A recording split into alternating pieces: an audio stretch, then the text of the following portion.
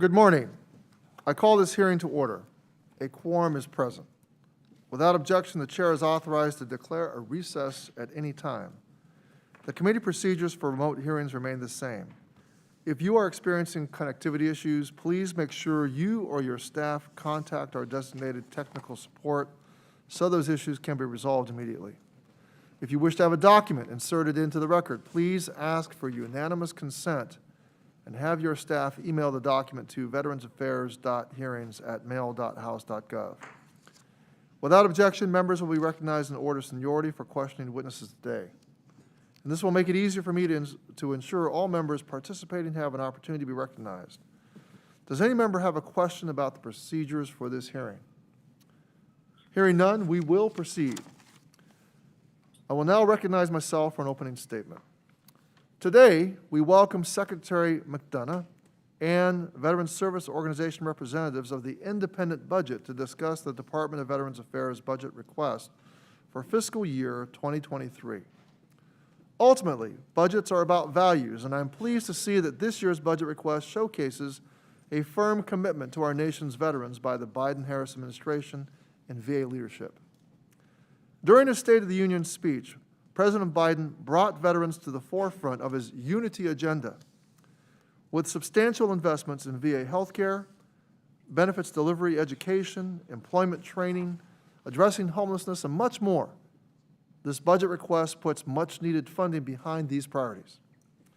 By the numbers, this year's request provides for $301.4 billion in funding for the Department of Veterans Affairs, an 11.3% increase over fiscal year 2022.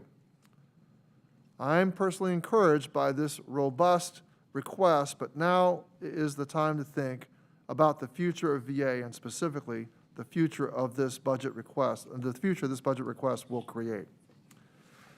Our veteran population is rapidly changing, and as a result, VA must meet the unique needs of various cohorts, including women, LGBTQ+, minority, homeless, and deported veterans. So we must ask, does this budget serve every veteran everywhere? Does this budget reflect where we are now after 2 years of a global pandemic? Is this the budget that represents VA's changing future, or is it simply the status quo? And I look forward to hearing Secretary McDonough's thoughts on those questions. VA has certainly weathered some storms over the past 2 years of the COVID-19 pandemic, and I'm deeply grateful to all of the VA employees who stepped up to serve our nation. VA's healthcare workers cared for more than 620,000 veterans diagnosed with COVID-19, administered vaccines to more than 4.5 million individuals, and even supported pandemic response for civilians. VA's benefits workforce was suddenly placed in a remote posture, yet staff worked diligently to chip away at a vast claims processing backlog. VA employees proved that this work could be done efficiently online. In fact, they processed more than 760,000 cases since October 1st, the largest workload accomplished in VA history for this point in the fiscal year. Now, these are significant accomplishments, and I again want to thank our VA employees for such great service and sacrifice during trying times.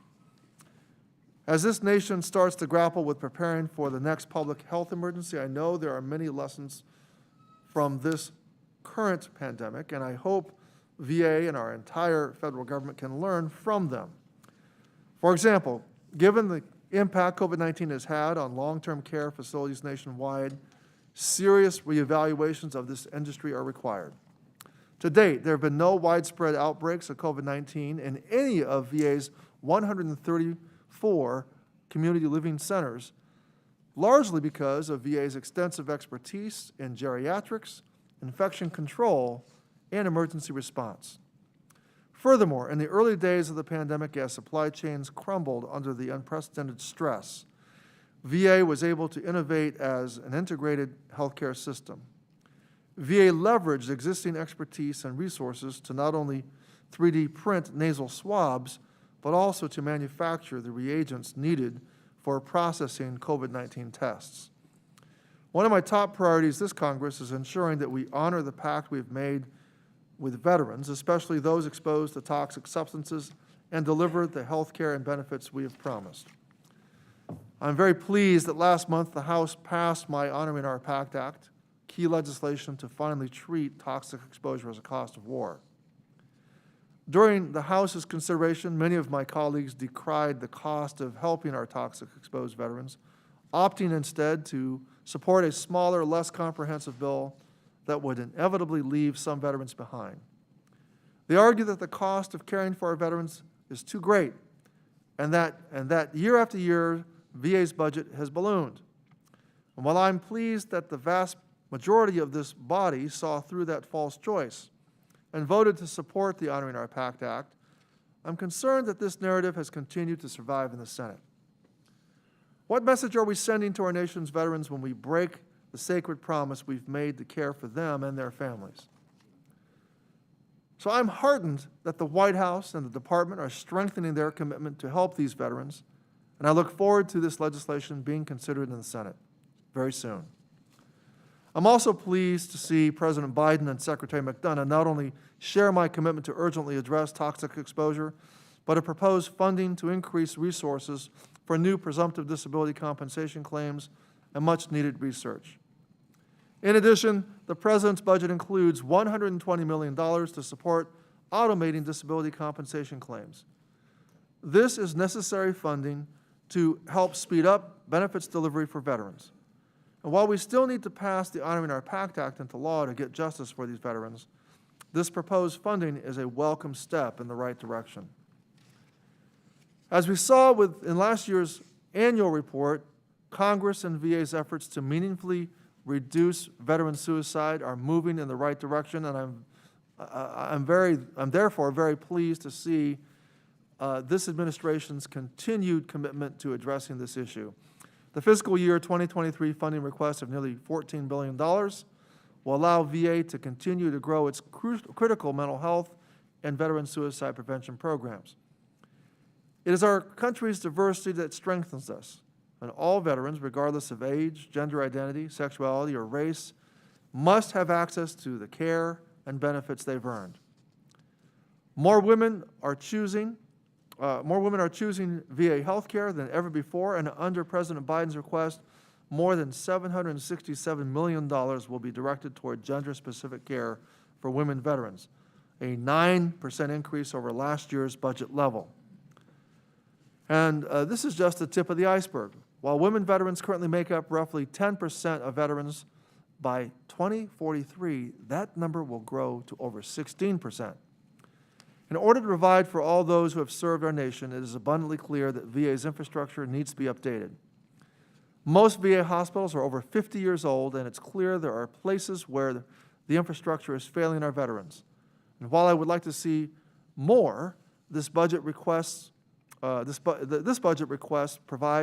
for $3 billion to address these challenges. However, we know much more will be needed to keep VA's place as a provider of world-class health care. The Asset and Infrastructure Review Commission, or AIR Commission, presents an opportunity to address this further and reshape the delivery of health care for veterans. However, we just have to make sure that that's what the AIR Commission actually does, and that it happens in a way that safeguards veterans' access to the high-quality, specialized care they've earned, no matter where they live, now and for generations to come. I had misgivings about the AIR Commission in 2018 when we were negotiating the Mission Act, but it was part of the bipartisan agreement that was reached. Every single Republican in the 115th Congress, including many of our current committee members, also voted in favor of this compromise. The Secretary's recommendations are based on data that I have questions about. Among other things, I'm concerned that the recommendations were formulated without fully considering shifts in healthcare delivery and changes in the private sector market that have occurred because of the pandemic.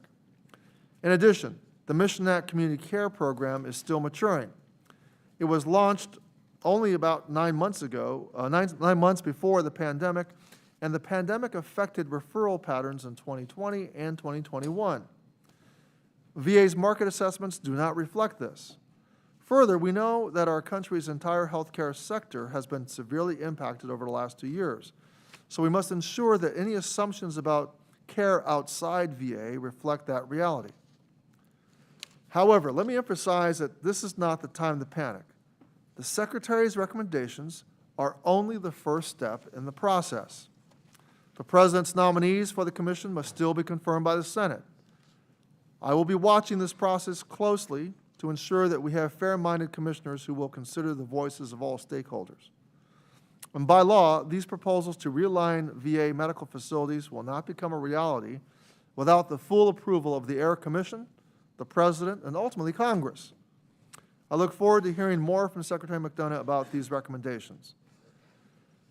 To fully deliver on the promises we have made to our veterans, VA must improve its buildings and build new facilities closer to where veterans live, and ensure it has the workforce to staff them and the IT to support to keep them running, and the IT support to keep them running.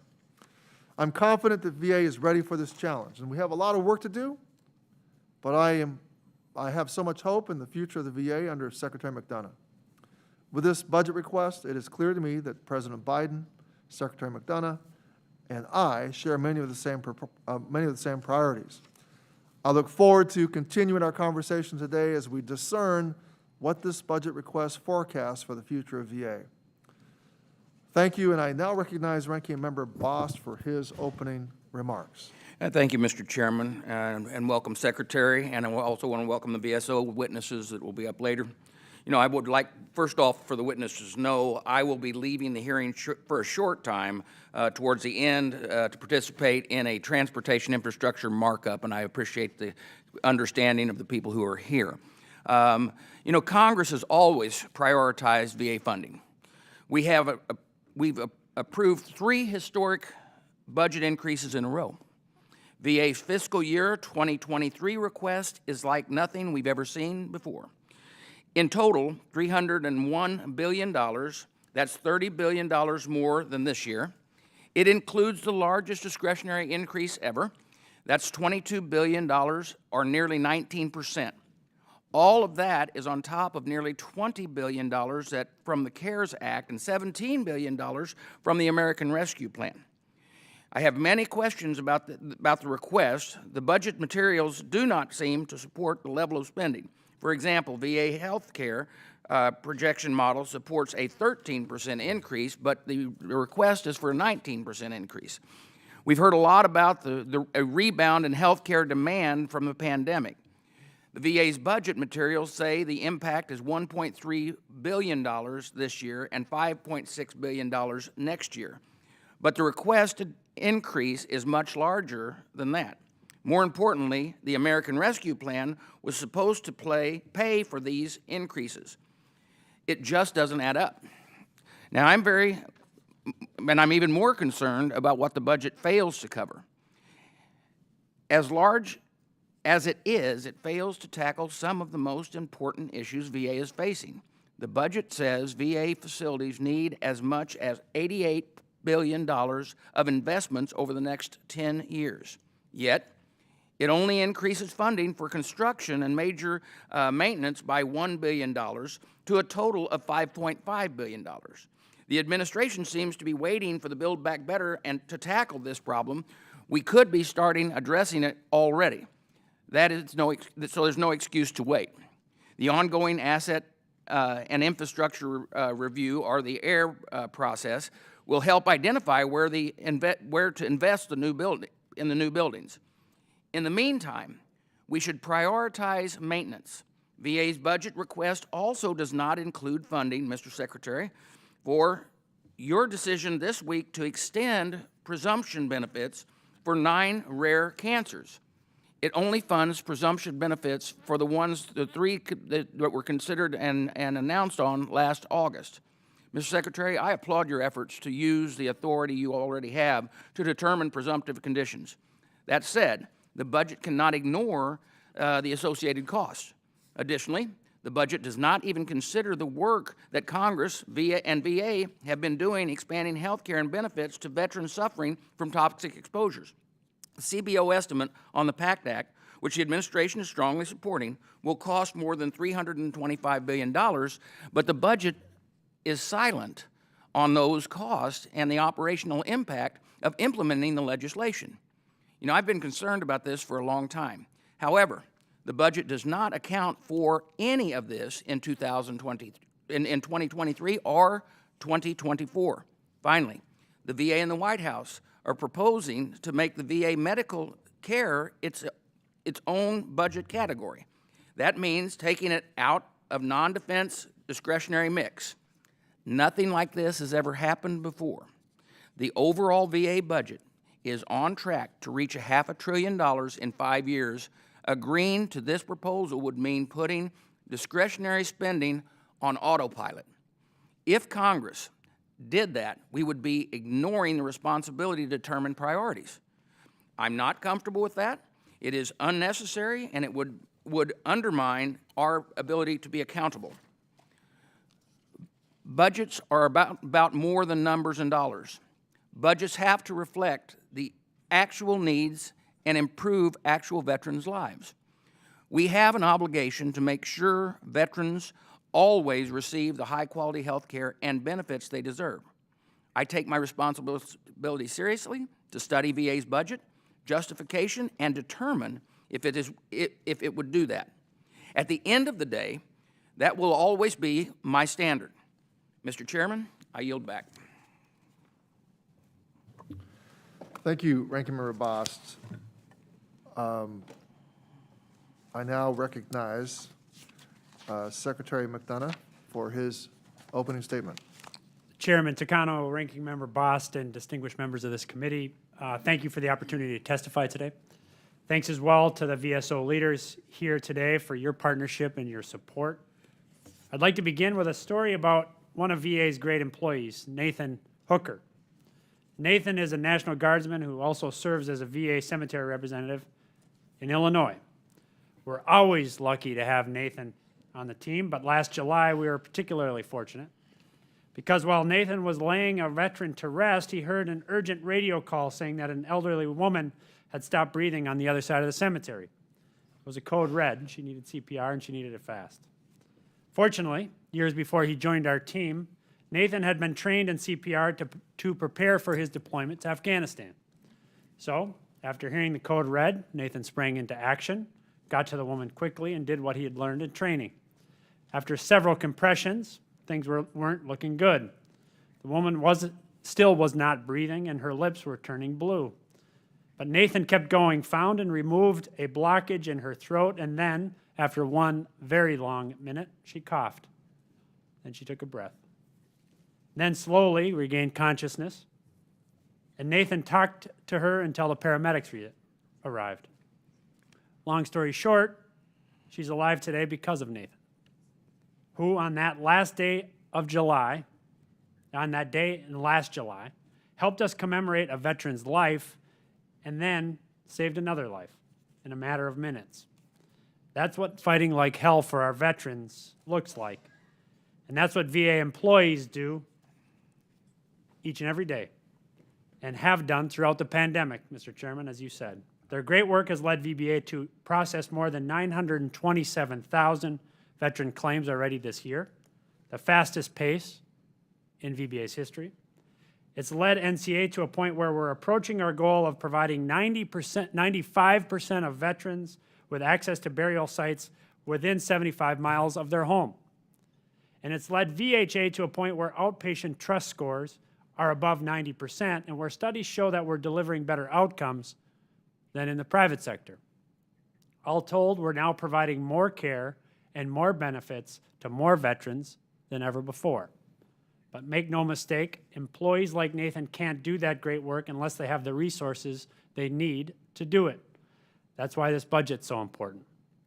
It'll not only help us continue down this path, but empower us to do even better for veterans, families, caregivers, and survivors.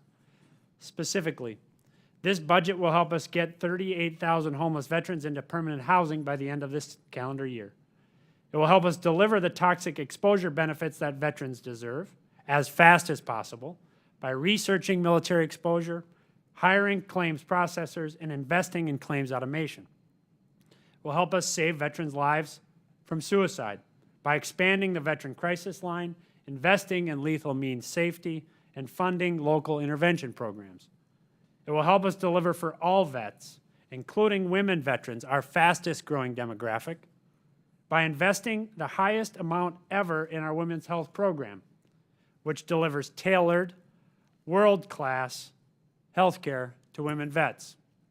It will help us save lives by investing nearly $1 billion in VA's groundbreaking research, including long COVID and cancer research.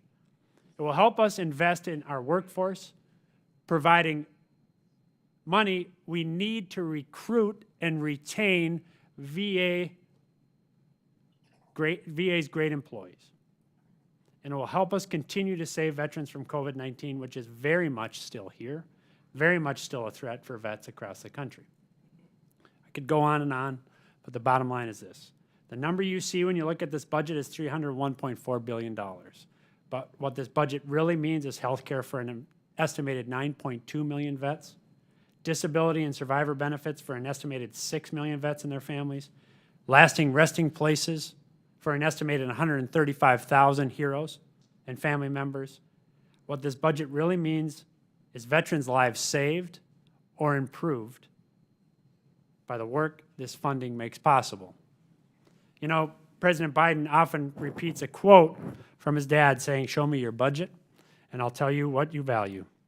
Well, this budget shows how deeply the president and our country values veterans, their families, caregivers, and survivors.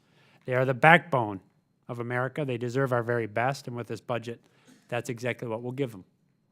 So thanks again for this opportunity to testify before you today and for your ongoing support as enunciated by the chairman and ranking member for veterans and the VA. I look very much forward to the questions.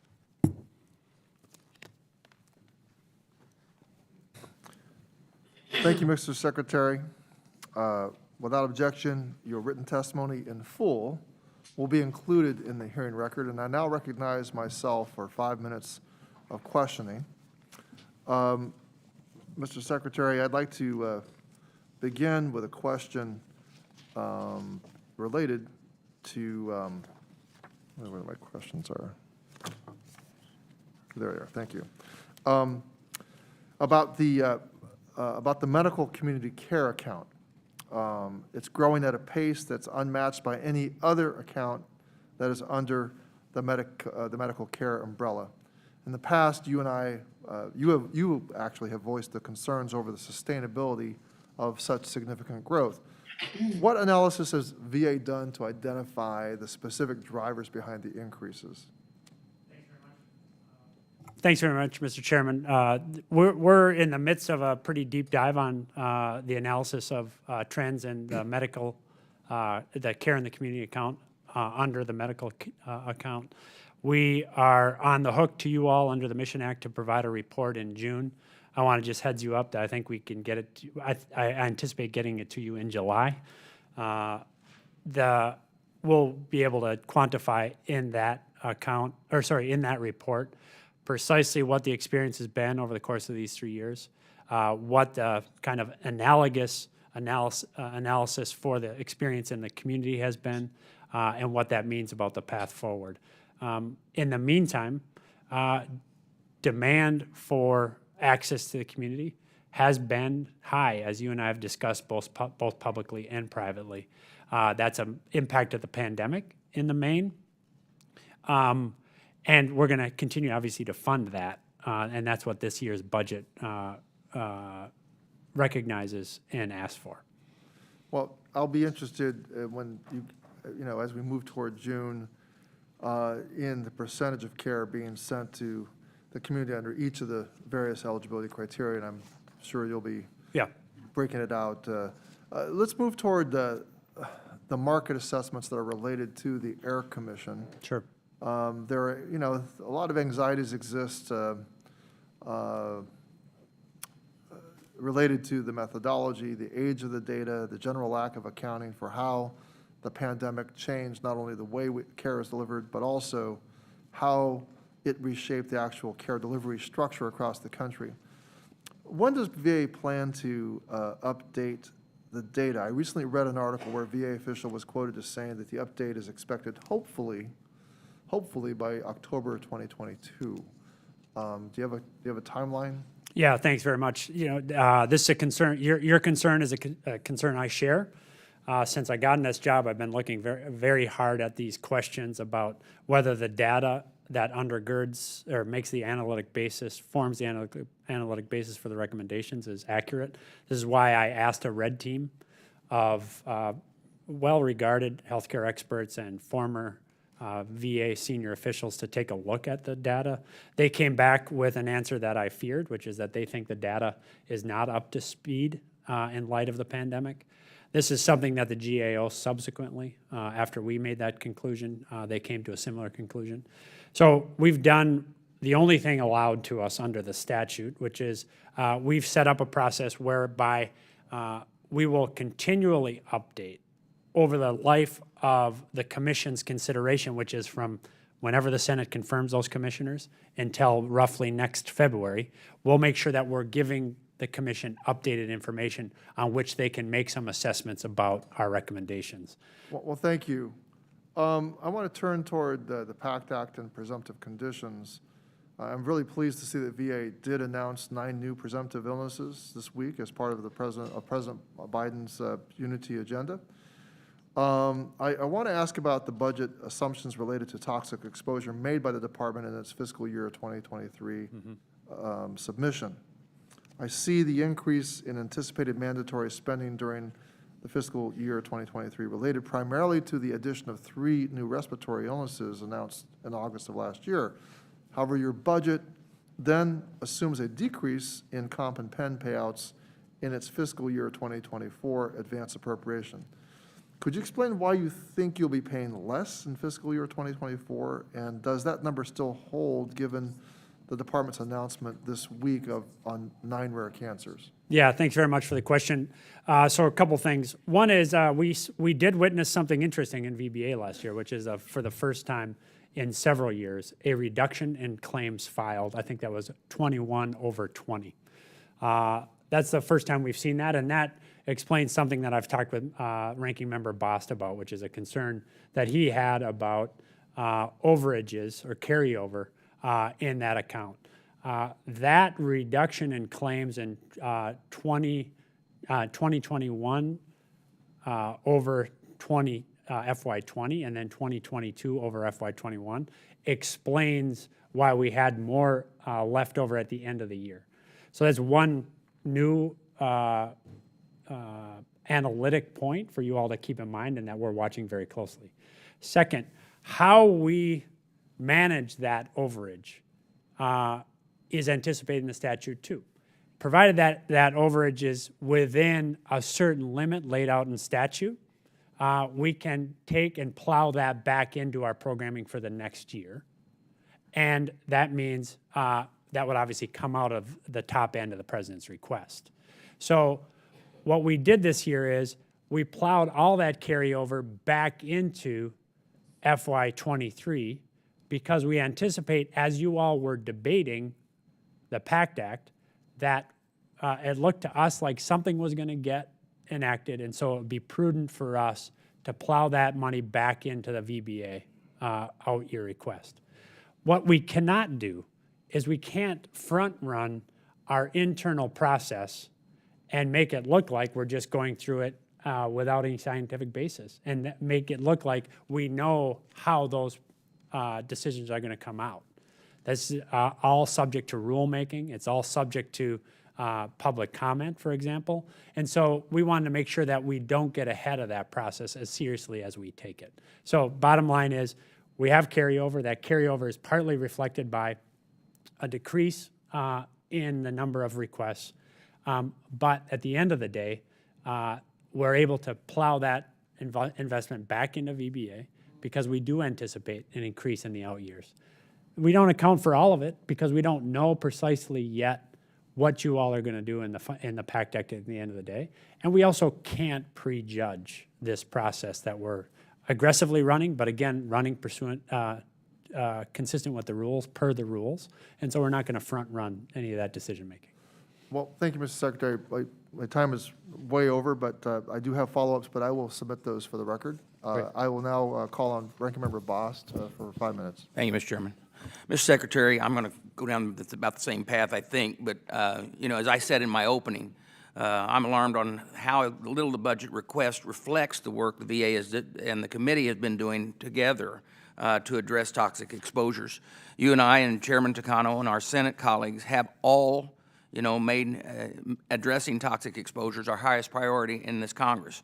We know that the legislation under the consideration right now in the PACT Act would cost hundreds of billions of taxpayer dollars.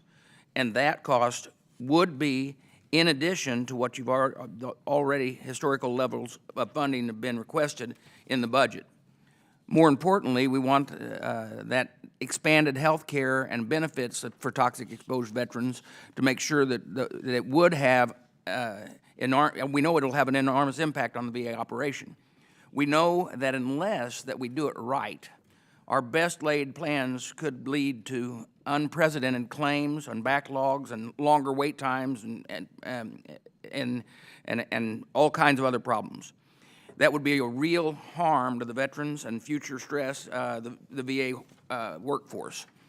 And now I'm concerned about that, and I know that you are too, Mr. Secretary. But I appreciate opening communications that we're having with you in Congress. You have been very, very good about coming to me and others.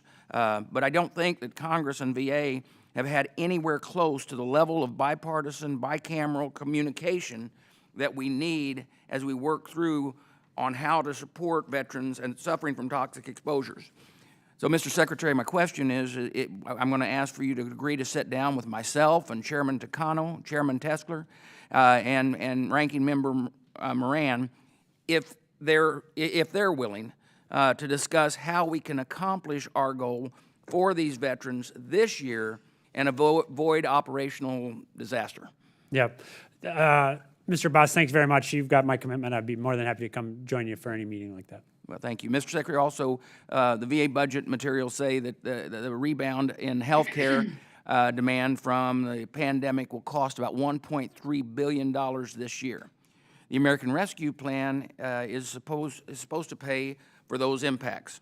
VA plans to spend about $12 billion on of the ARP funds this year.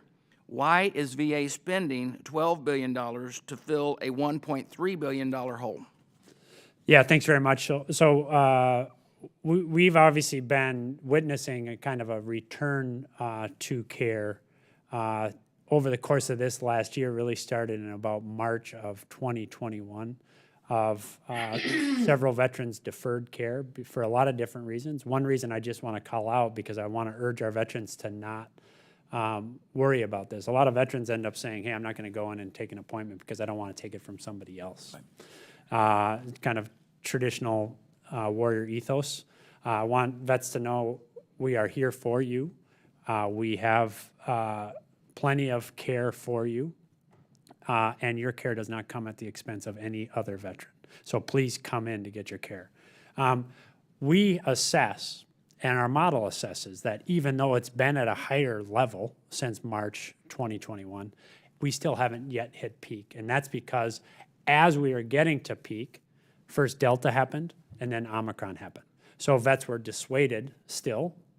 I think they should not be, and I urge them to not be, but they have been dissuaded. So we are not yet at peak levels. So I'm not ready to put a number on that. I'll go back and make sure I understand where the 1.5 comes from. I'm not ready to put a top level number on that. And we anticipate there's going to be more of that.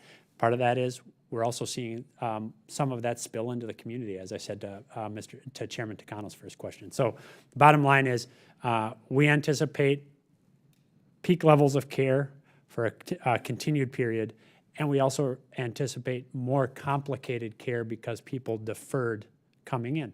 And that's happening, by the way, in the country across the healthcare industry, not just at VA. So, Mr. Secretary, also, you know, we're doing the Asset Infrastructure Review, or AIR process. Do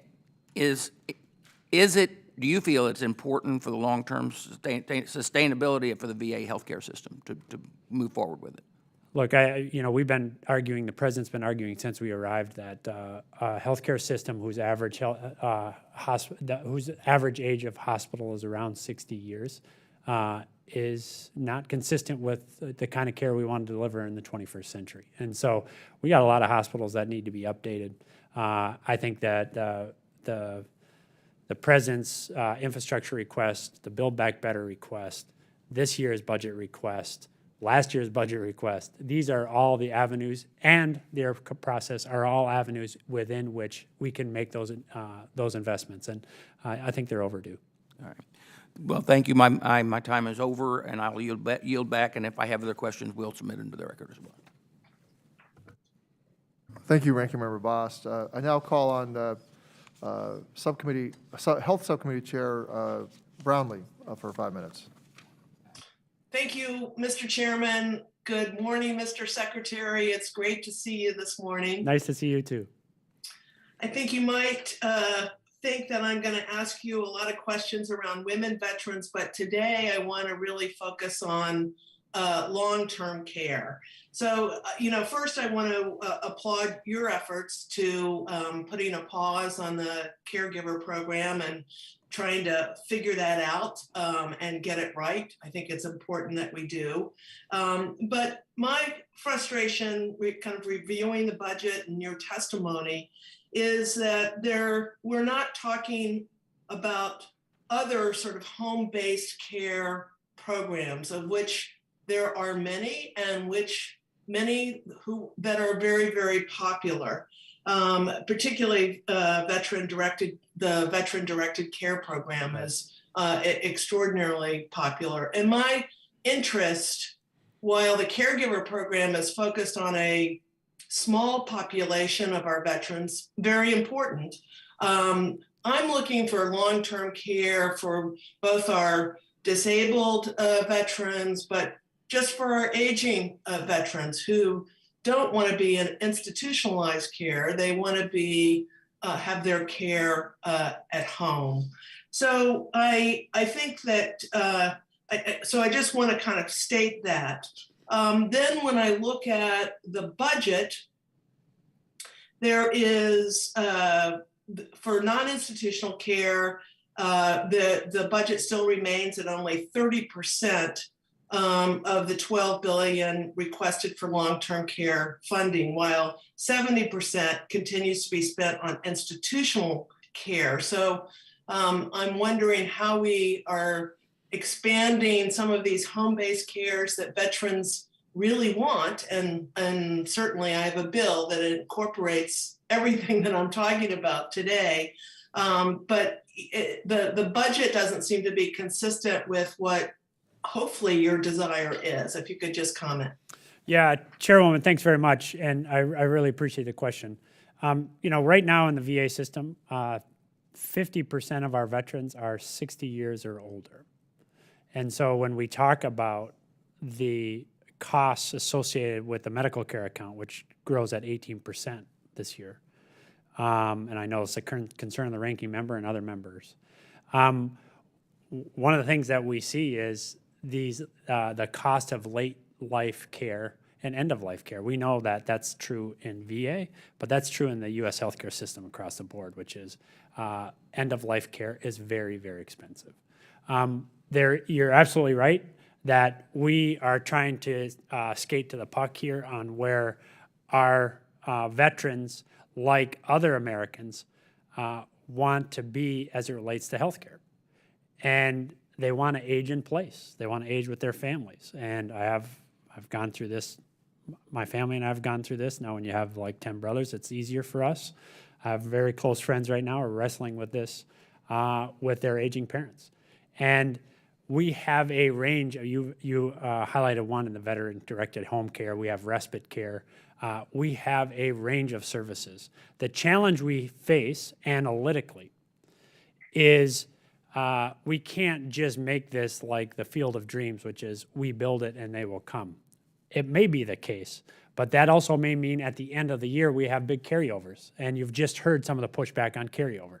And so what we are trying to do here is make sure through our social workers, make sure veterans are aware of the range of services, urge them or make sure that they understand their choices, make sure that they understand the attractiveness of the choices, and then build this over time based on the actual lived experience rather than on anticipatory take-up. And so I think that's the trick that we're trying to get around. If you have a way to help us think about that, I'm all ears. But what I can't afford to do in an account that is growing very fast, and it, as a result, engenders some pressure from up here on the Hill, as it probably should, I want to make sure that we are not overweighted on accounts where we're not seeing greater pickup. And so I hope that responds to your question. It does, but I guess I disagree with some of your premises, and that first I think that in-home care, home-based care, at the end of the day is going to be less expensive than institutionalized care, number one. We know that health outcomes are better in home or in place, as you say, than institutionalized care. Agreed. And three, certainly, unless there is some improvement, there is not a good way for a veteran to go to the VA website and find out about all of these programs and to understand them and to be able to utilize them. So yeah. I think, the information flow is poor. And I think that at the end of the day, to accelerate this, because it is today where we have over 50% of our veteran population, as you said, are over 60 years old. Yep. It is important to accelerate the program, and it will, offset some of the budget strains that you're suggesting the budget has. So, we can talk about it a lot more, I know, but if you want to respond to that and, please. I only want to respond because I so rarely disagree with you. So let me make sure that we're all talking about the same stuff here. One, I don't disagree substantively with anything you've just said. I do think that outcomes are better, costs are lower when vets can age in place. That's true. I think my guess is we've all experienced that. Long-term care under the president's proposal grows. Is about $12 billion total. That's an 8% growth. Institutional care is up 7%, 22 to 23. Non-institutional care is up 8.7%, 22 to 23. So my argument is we are trying to right-weight this. And I think you see the lion's share of the growth for FY23 is in non-institutional or home-based care. I wish we could do faster than that, because it may be that more vets will go faster to the home-based care options for the reasons that you suggest. It's just we don't have the data to allow us to grow more quickly in the home-based, non-institution-based care option here. So if you have a better way for us to model how to get there, I'm for it. It's just we're going there as fast as we can. Based on the data. And then look, I think you're right that one of the issues here is communication with our vets. This is why our social workers, who are really the unsung heroes of the VA system, are helping vets and families every day manage these variety of options. A lot of our vets are not solely dependent on VA. Those who are, obviously, that presents a different challenge, a different opportunity. But when a vet has a Medicare option, even in some cases a Medicaid option, a TRICARE option, and a VA option, I think our vets are and their families are overrun with optionality, and that's where the social workers become so important. Well, I'm way over my time. I thank you. I'll ask you if you can make a promise to me that we can sit down and discuss this further. I promise. All right. As long as we do it in your district. It seems a very nice place. Thank you, Mr. Secretary, and Mr. Chairman, I yield back my negative time. I'm guilty of crossing the time myself, so I can't throw stones here. But, I just want to say, I want to extend this conference. Chairman Brownlee, I just want to really give you a lot of praise for the direction you're taking on long-term care. It's something that the nation needs to deal with as a whole, and certainly it affects our veteran population very deeply. I do want to cite in our recent legislative hearing, our legislative markup, the wonderful bill that you and Clay Higgins worked on the long-term foster care approach. That is another tool in the toolbox. So, Mr. Secretary, I appreciate the thoughtfulness that you're bringing to this topic and on the bipartisan basis this committee is doing. I now want to call on General Berg, Ms. Radewagen for 5 minutes. Ms. Radewagen? Thank you, Mr. Chairman. Talofa, Secretary McDonough. Hello? Due to quarantine measures affecting access to off-island care, the veterans in my home district have had what I feel is more difficulty than most in securing medical appointments as we adjust to the new normal of a post-COVID world. First, does VA have any plans in place to address lapses in long-term or preventative care due to missed appointments and pandemic-related scheduling issues? And second, how widespread is the action of the VA canceling and rescheduling appointments without the agreement of the veteran or being offered community care options? Can this lead to the appearance of shorter wait times versus the actual real wait time a veteran is experiencing? What is the VA doing to fix this, Mr. Secretary? Thank you very much for the question, and Talofa, to you. One is, we have been throughout the pandemic, and I say we here carefully, I guess, because I was not here when a lot of this work was being done, have been trying to remain in contact directly with veterans so that we can make sure that they are aware of what their options are and how they can get their options addressed. So that's one. That work continues. The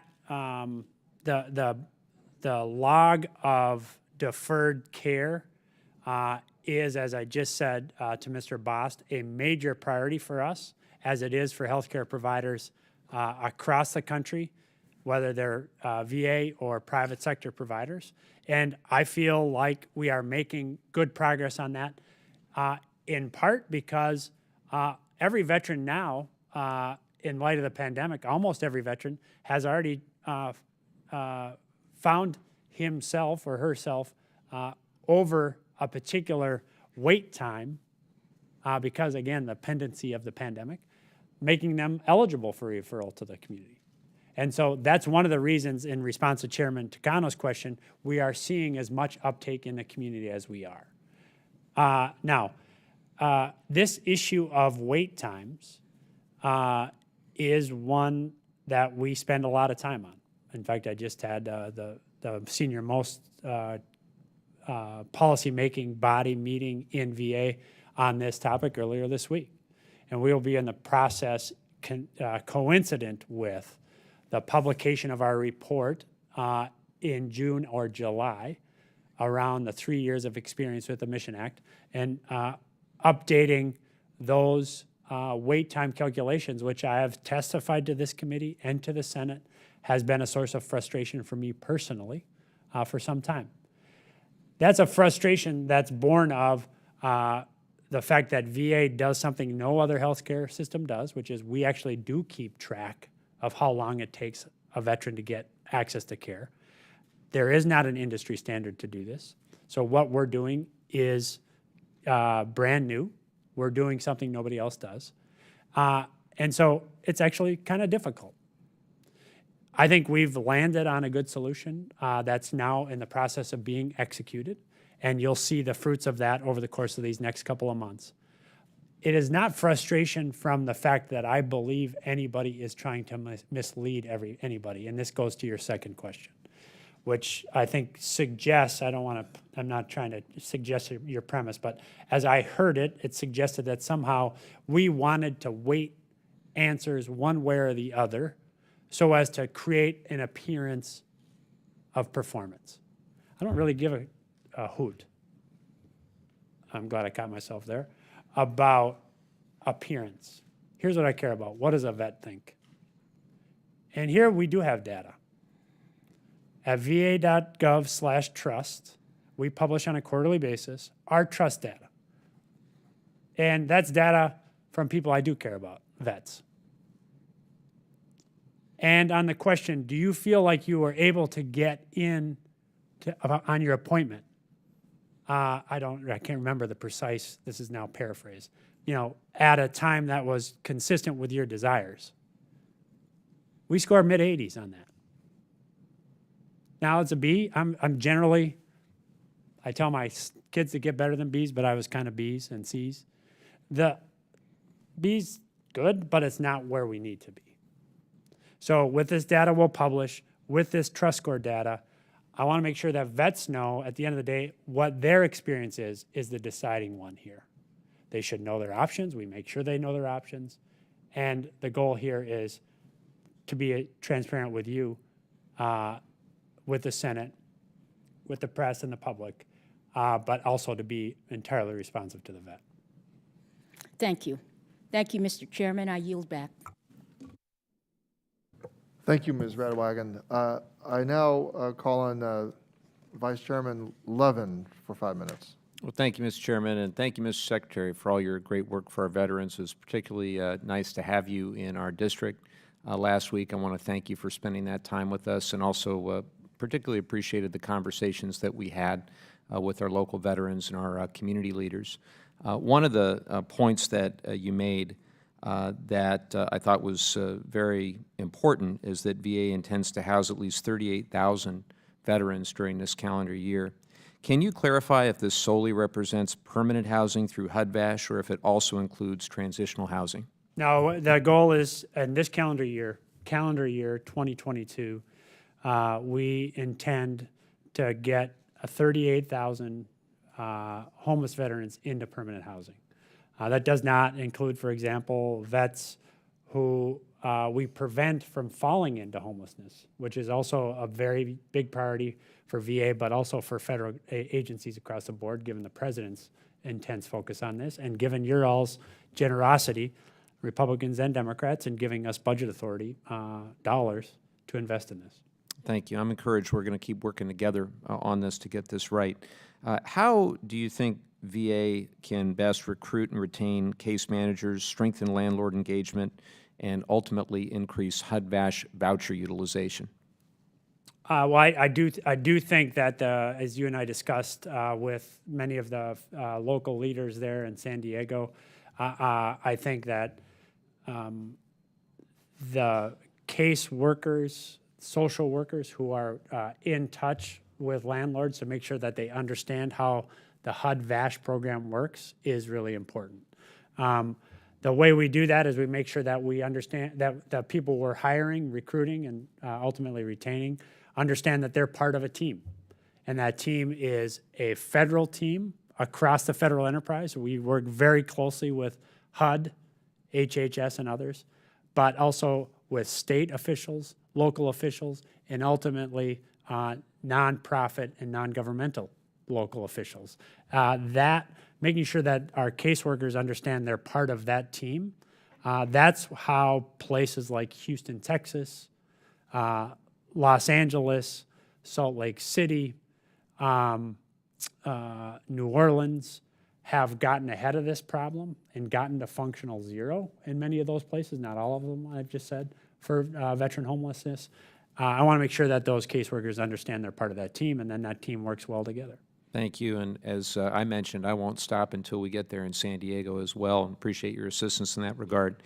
Wanted to turn to SSVF. I was pleased that your budget request includes an increase in funding for SSVF, and VA notes this funding will support the nationwide expansion of shallow subsidy, as well as increasing the benefit from 35% to 50% of reasonable rent. I think it's especially important for preventing veterans and their families from falling into homelessness by providing rental assistance and case management when needed to maintain housing stability.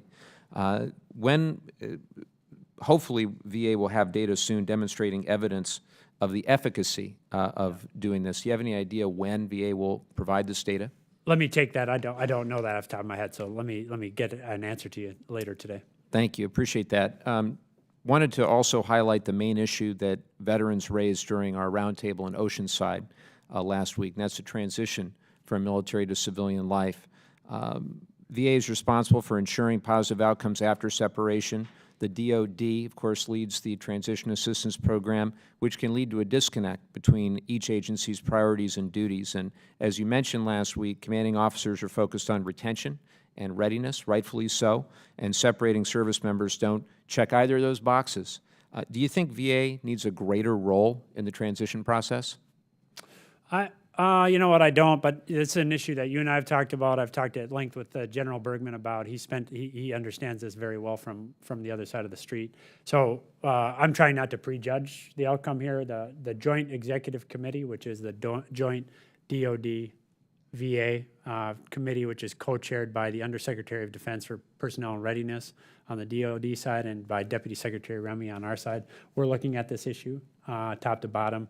Our Veteran Experience Office is also looking at this as it relates to human-centered design to try to make sure that we don't think about the TAP program as the only way that a veteran, given all the things, or a transitioning service member, all the things that she's working through at that time, that we just have to hope we catch them at the right time. Let's make sure that we develop our programming responsive to their life and their needs rather than to our programming.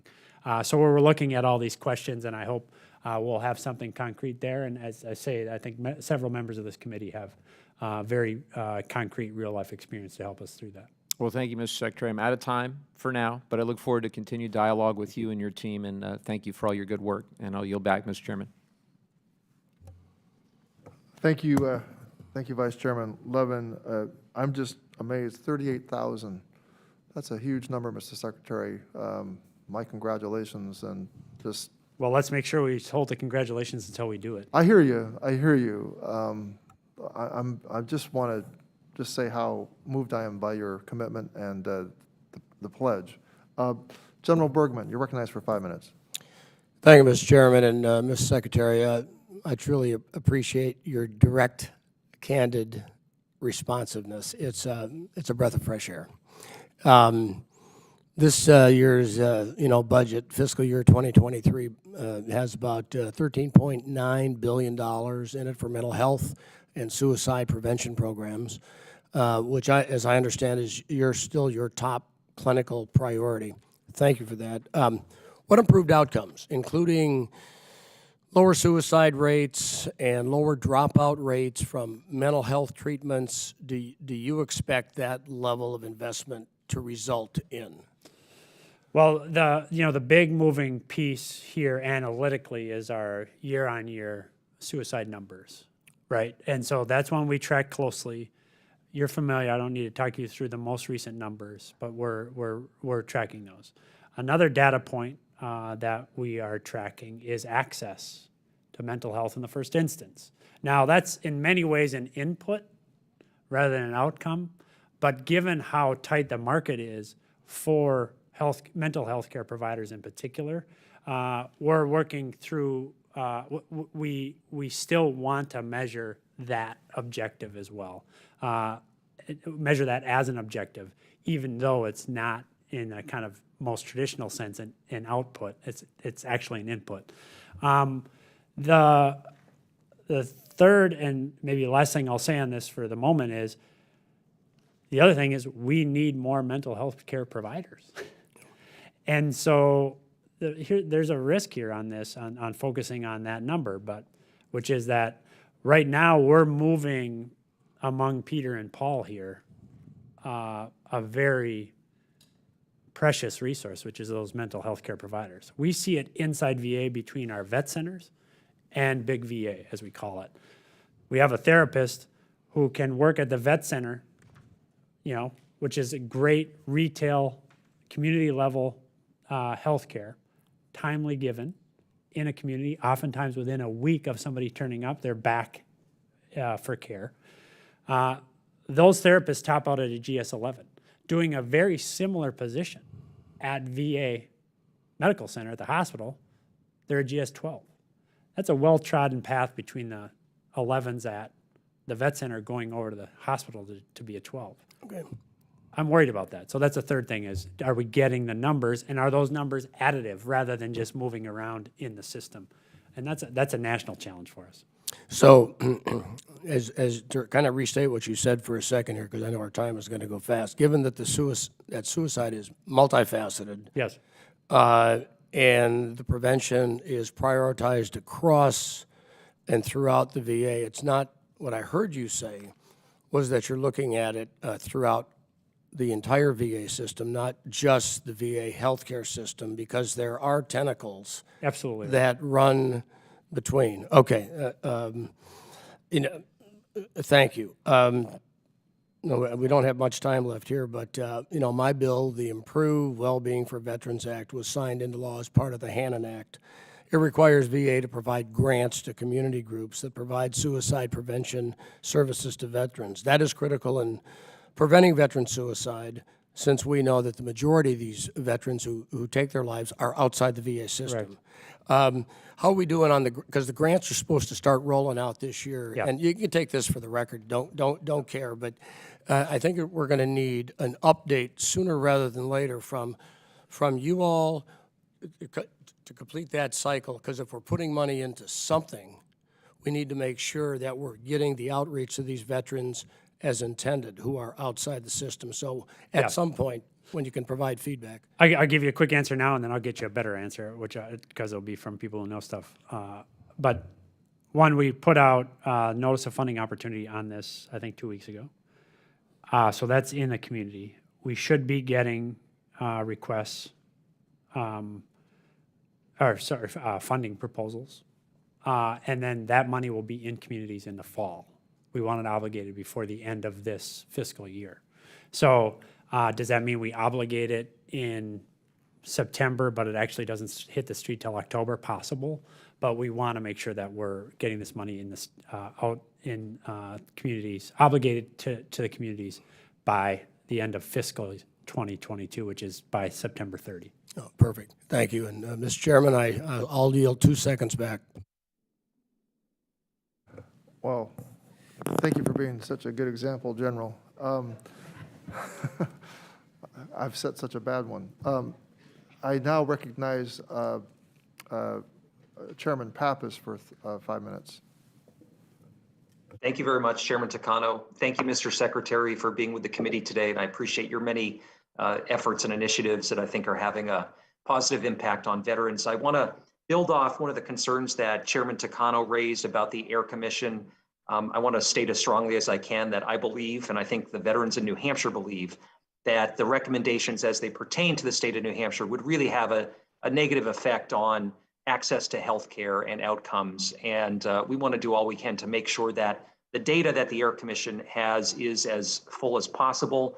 I think you alluded to this in your response to Chairman Takano, but making sure that we're looking at all facets of the supply and demand for healthcare, as well as looking at the cost of community care, is really important to get the full picture. So I appreciate your commitment to doing that and make sure the Air Commission has all the data they need to be evaluating this and to be measuring the impact on veterans in a state like mine. So thank you. I want to ask about the issue of claim sharks.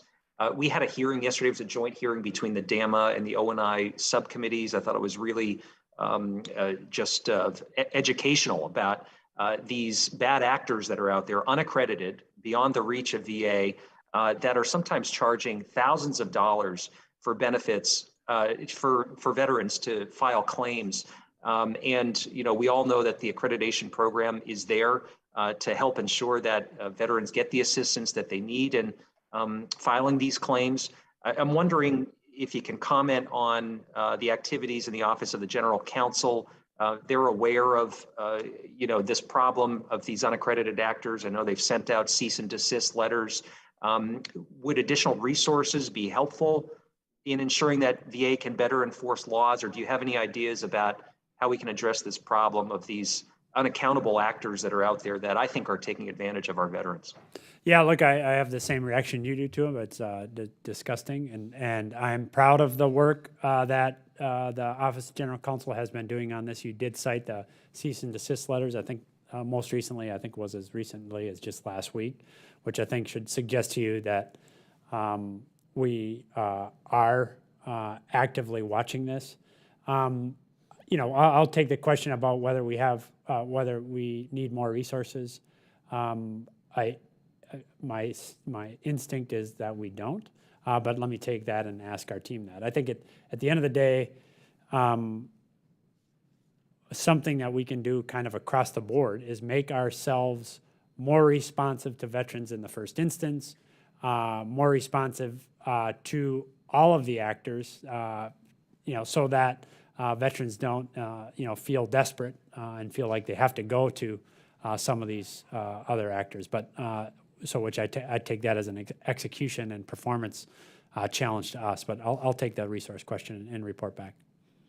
Well, thank you. We know there are VSOs and attorneys who are out there who are accredited, who provide great service for veterans. And Definitely. I think as much education as we can provide so veterans know where to turn, that's an important piece of this as well. So I want to ask a final question about VA whistleblowers. Obviously, you share a commitment to whistleblowers and those who voice concerns over the serious problems that can arise. I think too often, as we know, it's been accounted for, whistleblowers have faced retaliation despite having the courage to come forward and do the right thing.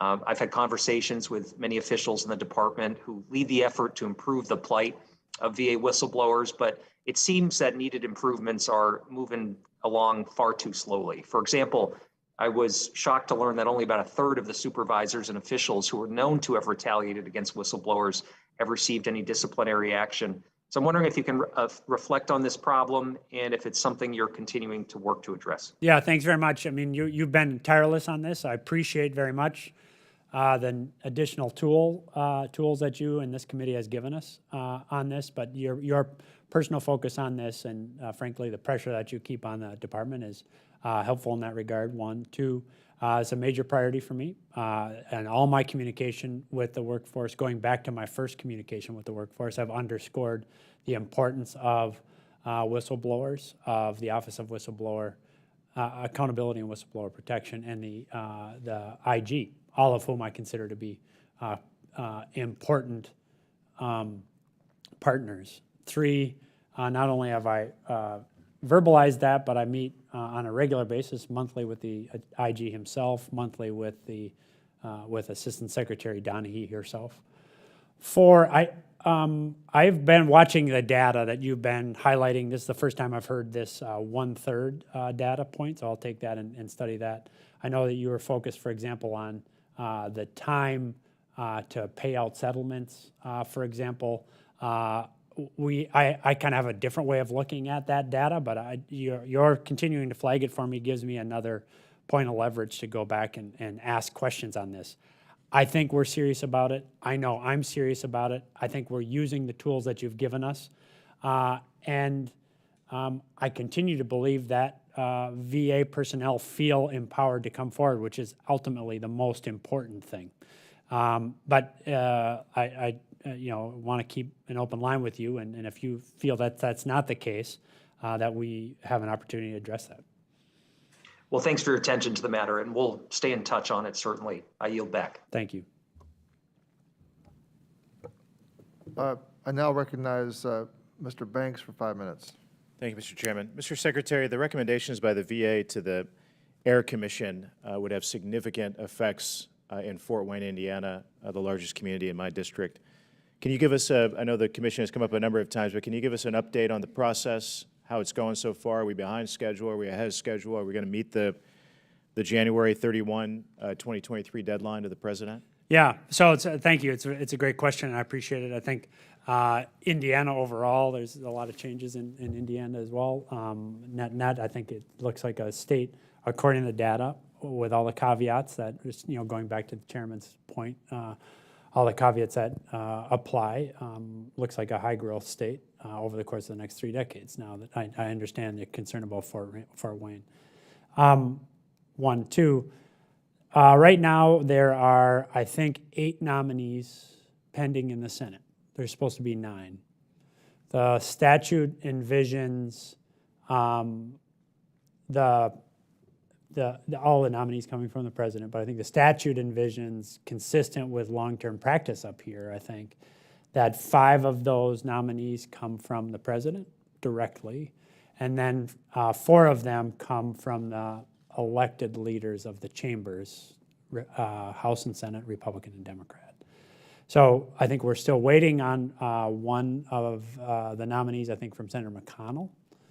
And then it's really a question for the Senate Veterans Affairs Committee as to when those all 9 of those are subject to advise and consent.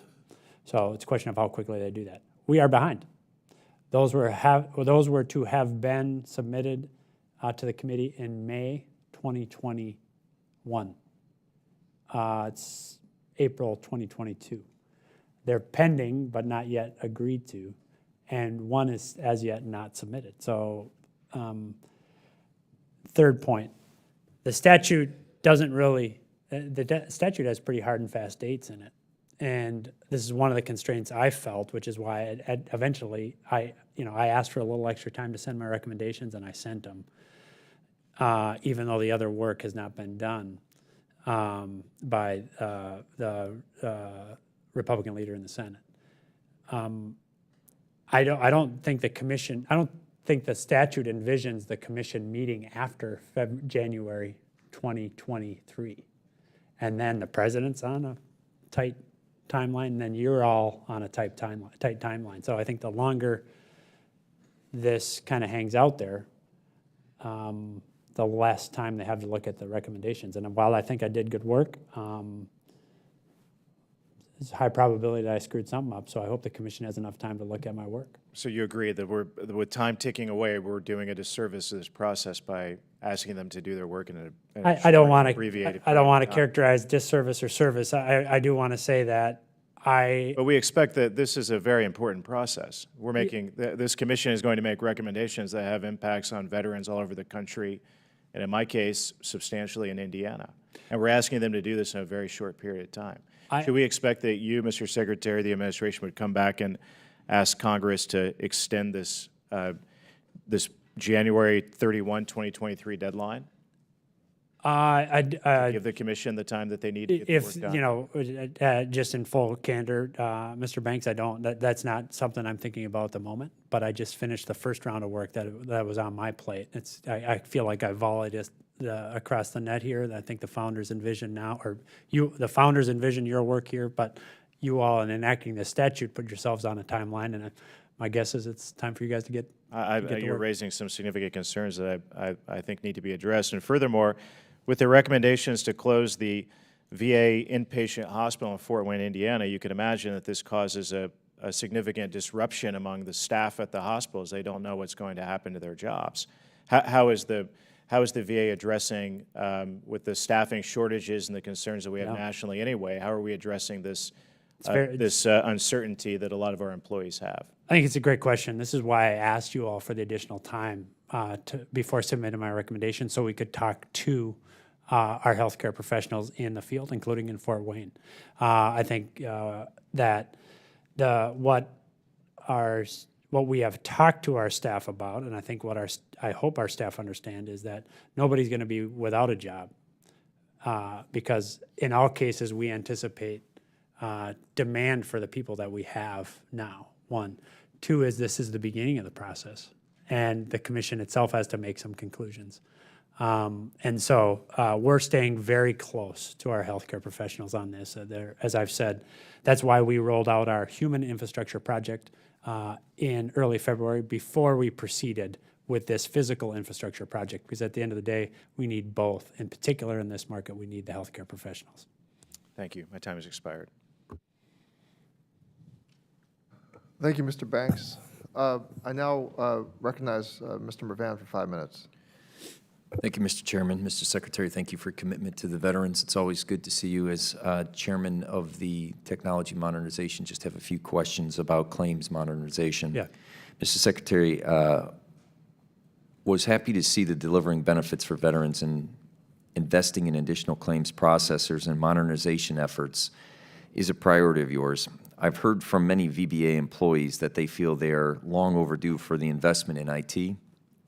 I also understand that VBA employees are weary of any type of funding surrounding automation because they are worried about their jobs. I know that you aren't advocating for replacing our workforce with automation, but can you explain further the steps that the VA is going to take to ensure the VBA employees are getting a tool to enhance how they work and not replace their work? Yeah, fair enough. And look, at the end of the day, so you make 2 points. On the first point, if there's particular technology needs that you're hearing from our workforce that they're not getting, I hope you'll share that with us, and I'll make sure that we get attention to that. Obviously, as chairman of that subcommittee, you're spending a lot of time looking at this, you and your team, and so you may be getting data that's very useful to us, so please share that data. Second, on automation, as we've been I've wanted to be very transparent about this for obvious reasons, right? Which is that the one you raise. I think when we get into questions about technology and automation, I think history's rife with examples where people feel like they've been cut out of opportunity because of technology. That's not our intention. So, one, we're being transparent and communicating with the workforce. I'm being transparent with you all.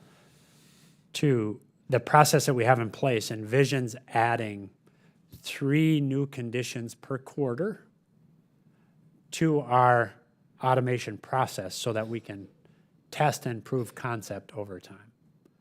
Third, we envision in all cases that these are ultimately human-based decisions at the end of the day.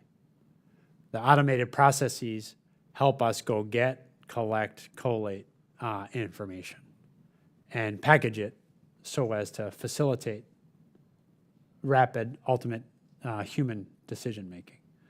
Fourth, as we've talked kind of throughout this conversation, throughout this hearing and many other hearings and other fora, we have a lot of need for experienced professionals across the VA system and, of course, in VBA, and making sure that veterans, that we're communicating clearly to veterans, we're in touch with veterans, we're establishing good outreach to veterans to ensure that they know what they qualify for and the benefits that they have earned are available to them. And so there's going to be needs for us over time in all of this. And in any case, the period at which the new automated process becomes assumes a greater role for us is in kind of indeterminate period in the future. So we have to drive to that because I think there is a way for us to do this more quickly for veterans. We can't do it without the humans, and we don't know when we're going to get there. So we got to do all our work between now and then. Being an eternal optimist, with the passage of the PACT Act, we can partner on efforts to continue to modernize IT with the VBA and provide employees modern tools to provide timely and accurate benefits to veterans. Will the VA also be looking to modernize the Veterans Benefits Management System in the next fiscal year? I have to take that one to make sure. I know we have in VBA right now, we have a series of very big tech projects. I don't know exactly the timeline on any VBMS work, so I'll take that back. Additionally, Mr. Secretary, attorneys at the Board of Veteran Appeals have highlighted their need for new IT and the need for modernization to the caseflow system. To better enable them to serve veterans, will VBA be looking to update that system as well? We are right now. We have a big challenge, which is that we got to figure out how to get appeals in the context of the caregiver program, which is a VHA program, into a VBA or board-based technology system. We're working that through right now. In fact, we're meeting downtown at the board right now with VSOs on the caregiver program. We're obviously working very closely with you and your staffs on that program. But we need both judges and more judges, and we need technology upgrades. So exactly when we'll be coming to you on the technology upgrades, I don't have news on that right now. I thank you, and I yield back my time. Thanks, Chairman. Thank you, Mr. Mervan. I now recognize Mr. Moore for 5 minutes. Thank you, Mr. Chairman and Mr. Secretary. I want to kind of echo what General Bergman said. I appreciate you answering the questions forthcoming like you do. And so the first question I have is it correct that some portion of the spending that was initially funded by the American Rescue Plan Act will continue forever? And if it will permanently increase the VA's budget by $6 billion, if that's the case, can you explain why? Some of the $6 billion number is not front of mind to me, so I'll make sure that I get that number for you. One, two. One of the things we've been able to do with the American Rescue Plan money is hire people, and so inevitably, those salaries will continue for some time, right? And so that might account for what you see in terms of increased outlays over time. So that would be, and I think the logic follows there, that if we used ARP money or even CARES Act funding to fund, we've had a 7% growth in our workforce over the course of the last 3 years in the context of the pandemic. We need those healthcare professionals. I want to keep them.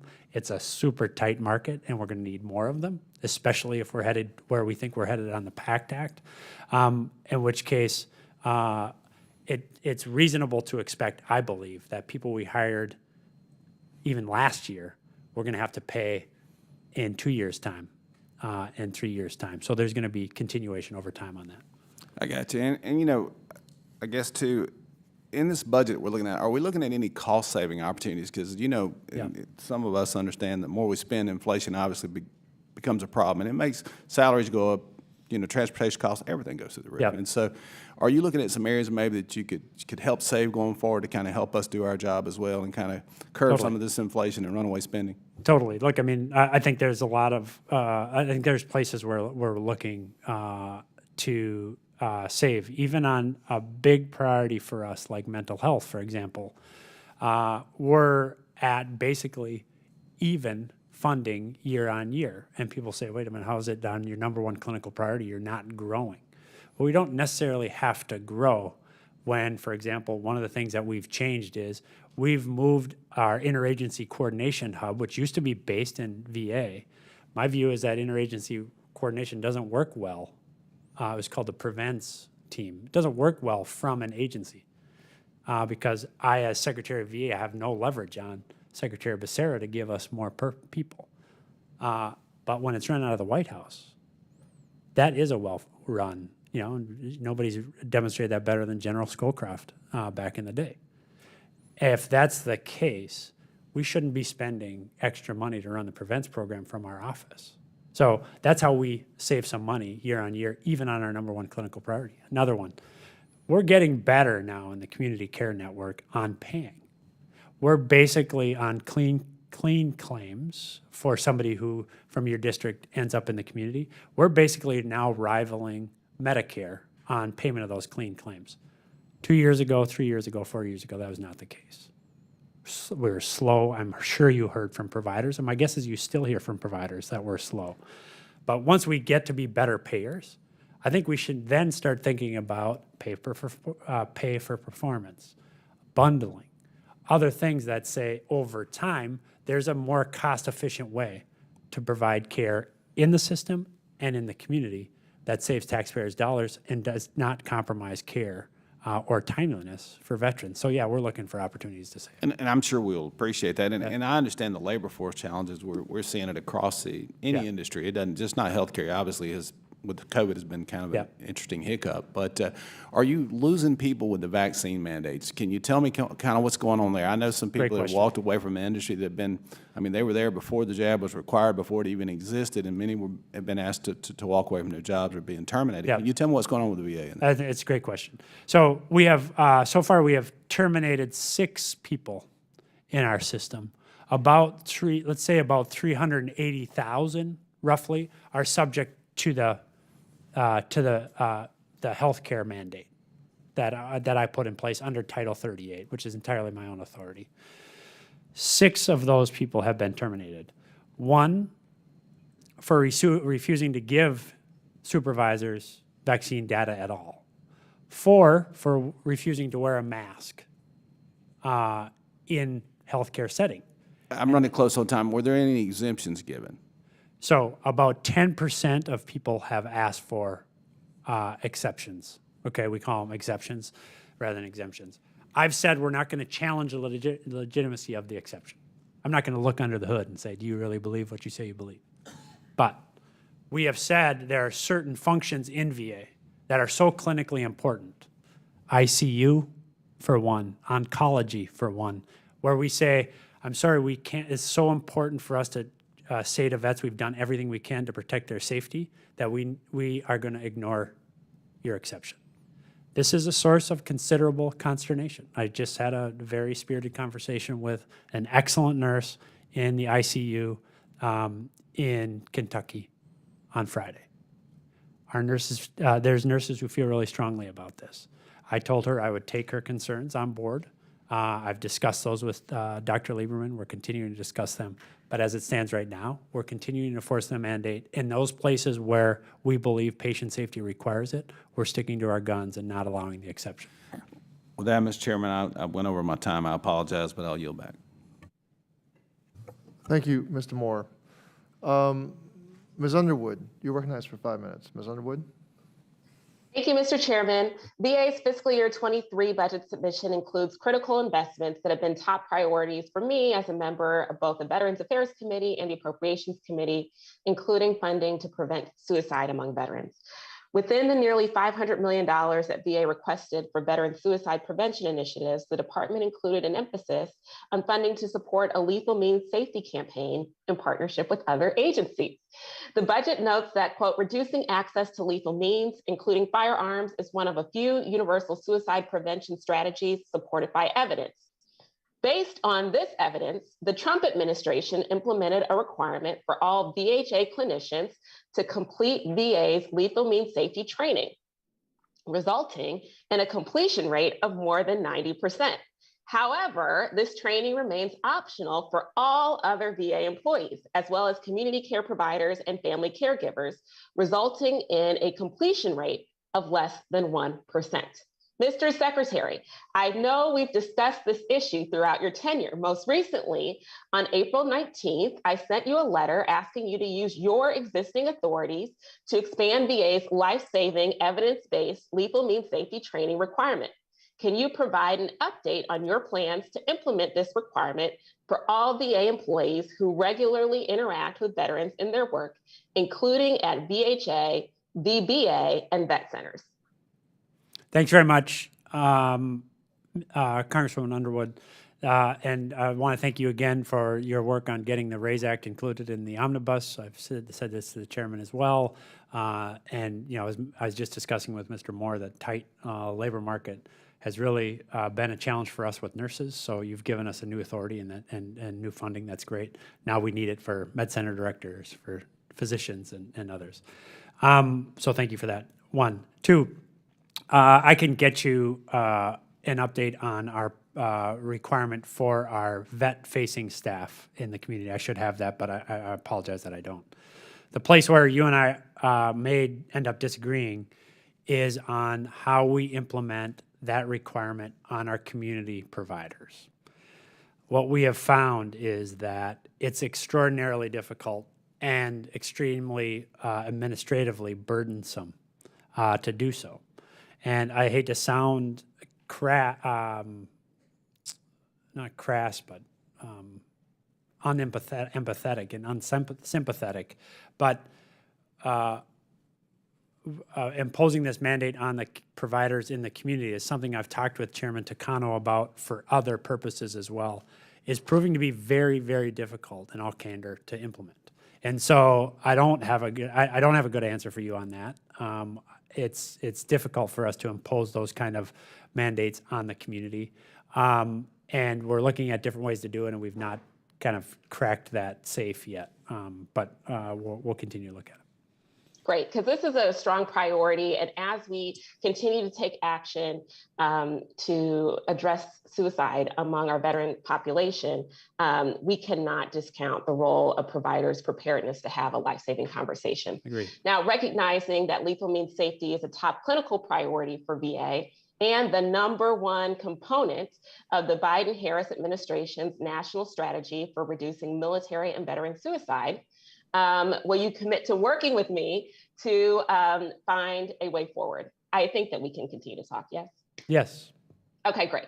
So in November of 2021, I was proud to stand next to you as President Biden signed my Protecting Moms Who Served Act into law, which is a bipartisan bill that provided $15 million in authorization to strengthen VA's maternity care coordination programs and ensure our veterans receive world-class maternal health care and support. I was pleased to see VA's budget includes $767 million for gender-specific care for women veterans, including funding for maternity care coordination.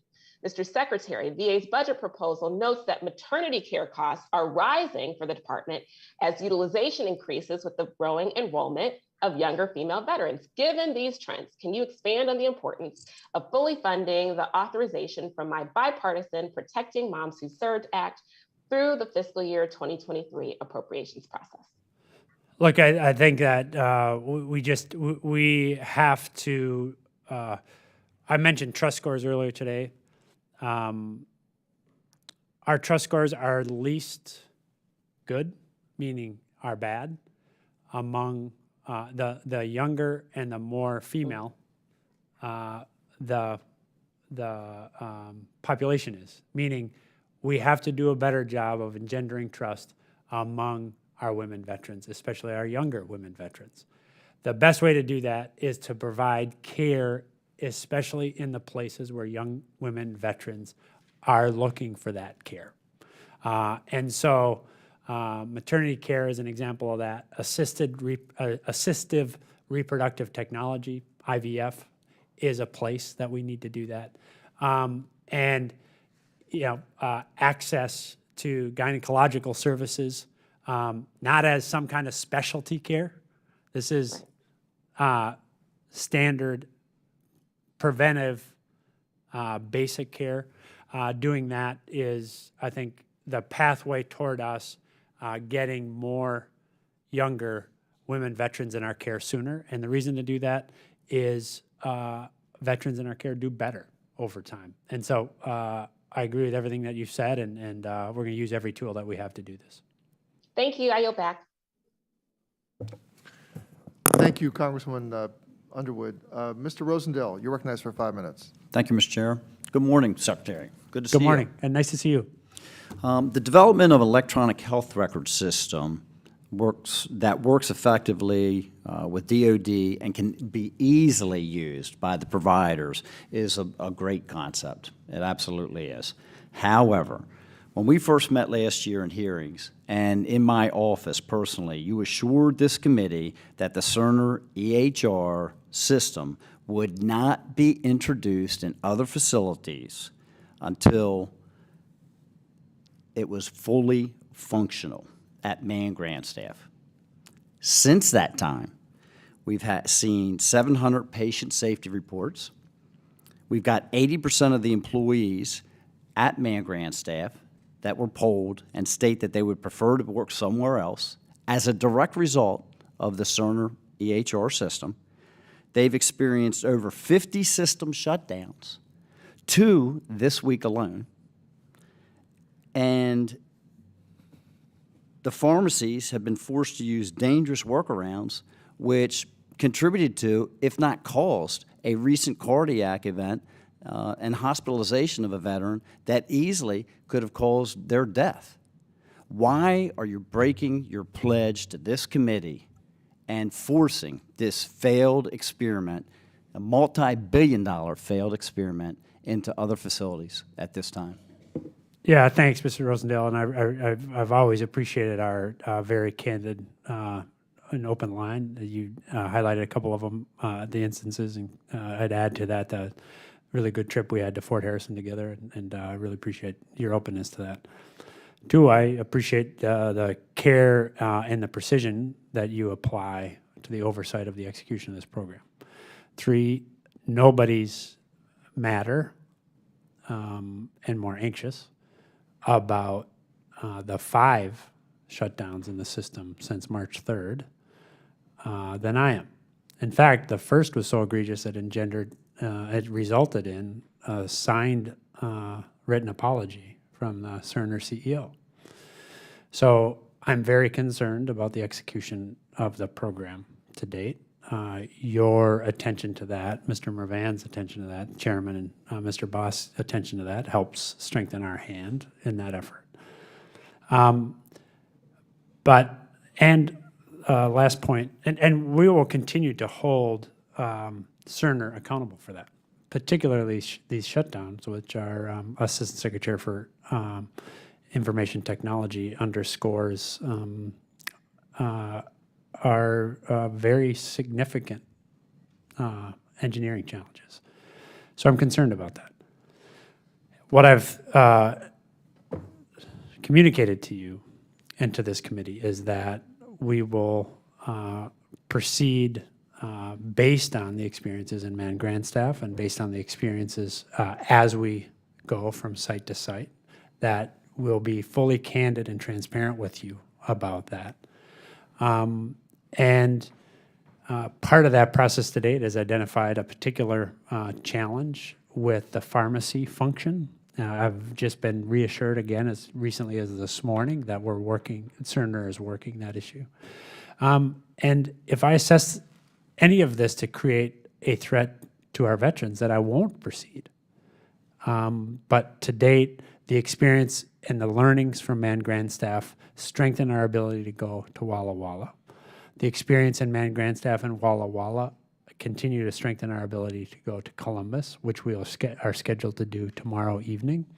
And we'll stay on top of this, but you won't be surprised by our decisions, and you won't be wondering the basis on which we're making the decisions, and we'll continue to lean on your aggressive oversight on this. So, again, we were assured, you pledged to us that this system would not be introduced in other facilities until it was fully functional at man-grant staff, and it's not. We have a list of life-risking, events that continue to take place to this very day. They had documentation that was wrong for patients. It was one patient's name and another patient's information that was on these forms, so that the doctors and physicians and the treating physicians cannot even rely upon the information that they're reviewing to practice medicine. This is risking lives. Why would we continue to expand it and introduce it to other facilities until your pledge to us, we have a fully functional system at man-grant staff? Look, again, my commitment to you is that if I ever have any reason to think that this is creating risk for our patients, then we won't do it. But Secretary, we had an article in the Spokane Review. I read it closely, that we had a cardiac event, and that's just one that we were able to identify, that a veteran had to be hospitalized and could have very easily lost life. Yep. Look, obviously I'm very worried about that story and very worried about that incident, and our team is all over it. And so again, my commitment is the only reason to do this is if it has clinical value and improves outcomes for our veterans. Our clinicians continue to believe that it will and that it does. If it ever stops being the case, then I'll come here and I'll tell you that we're not going to proceed. But I don't have a basis on which to make that decision yet. But all of the instances that you point out, these are things that in many cases our people themselves identified and reported and acted to correct. And it's in that process that we're getting better on this.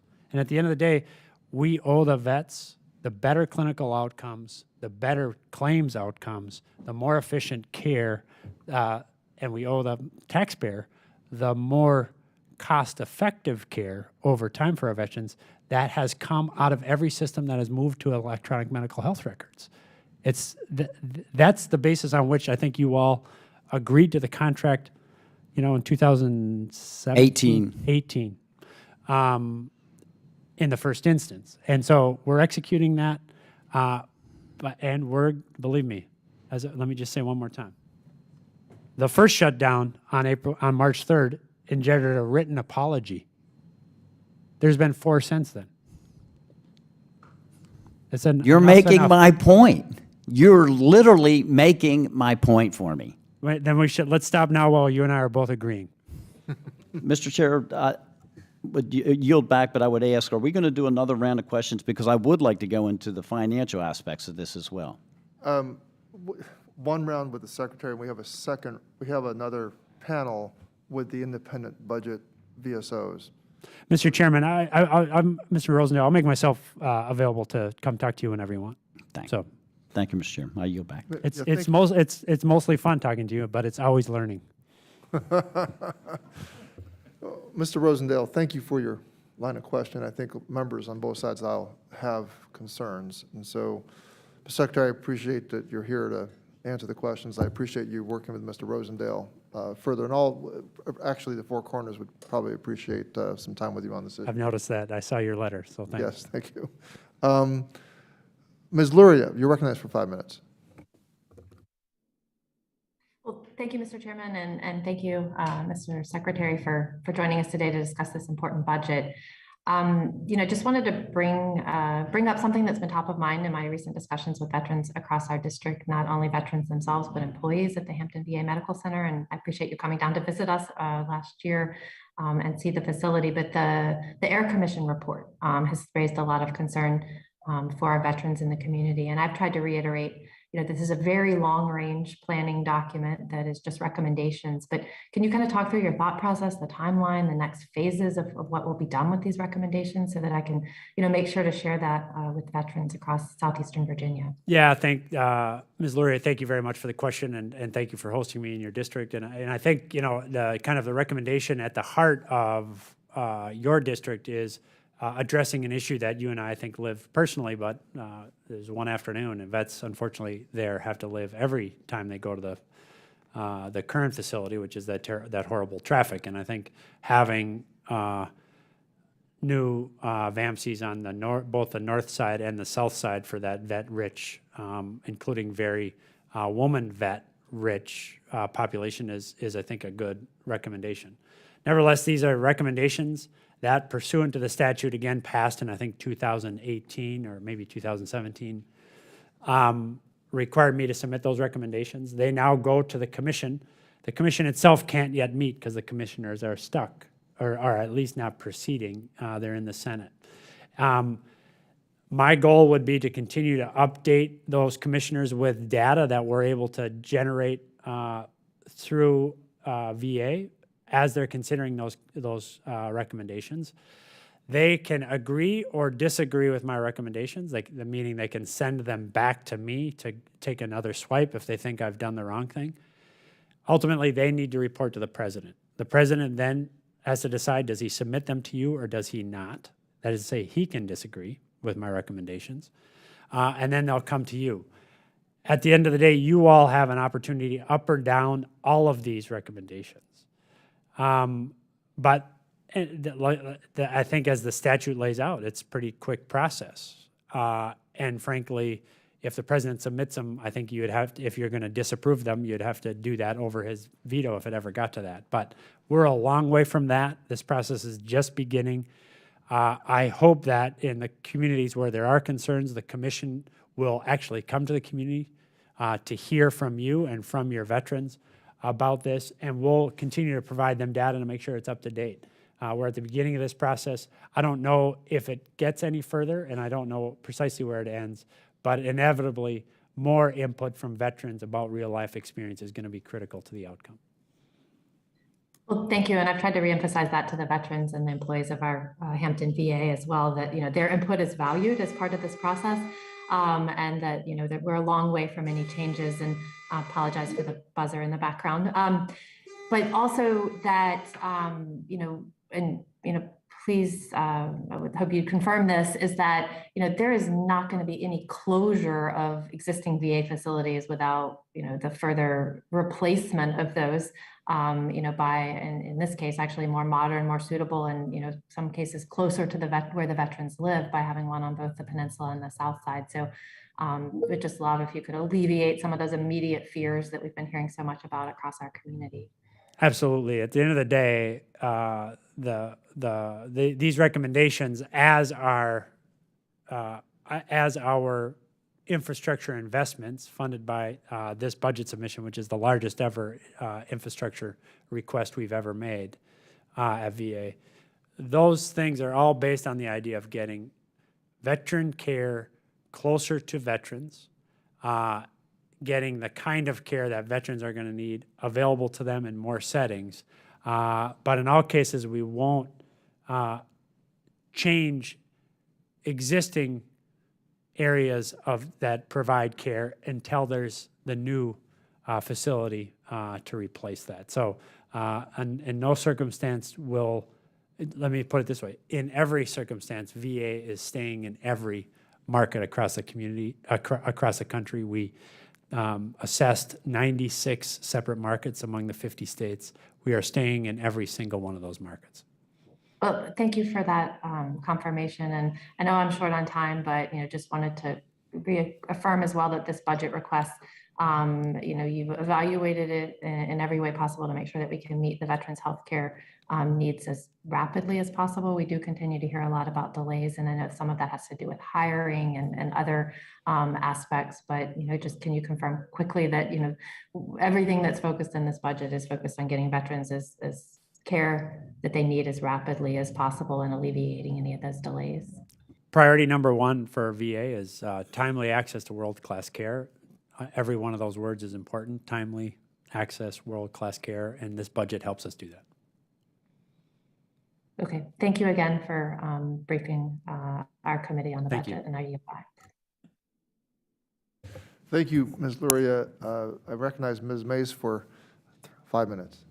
Thank you, Mr. Chairman and Ranking Member Bost, and I appreciate all of you being here today, especially you, Mr. Secretary, for joining us, for making the time to speak with us. And I know we're not always going to see eye to eye on funding priorities for the VA, but I hope we can work here together, as we do oftentimes on committee. And Chairman Takano, this is one of the most bipartisan committees I sit on, and all of us here want the best for those who've served our country. My father served for 28 years in the United States Army. I've seen what he had to go through to get help and health care after exposure to Agent Orange.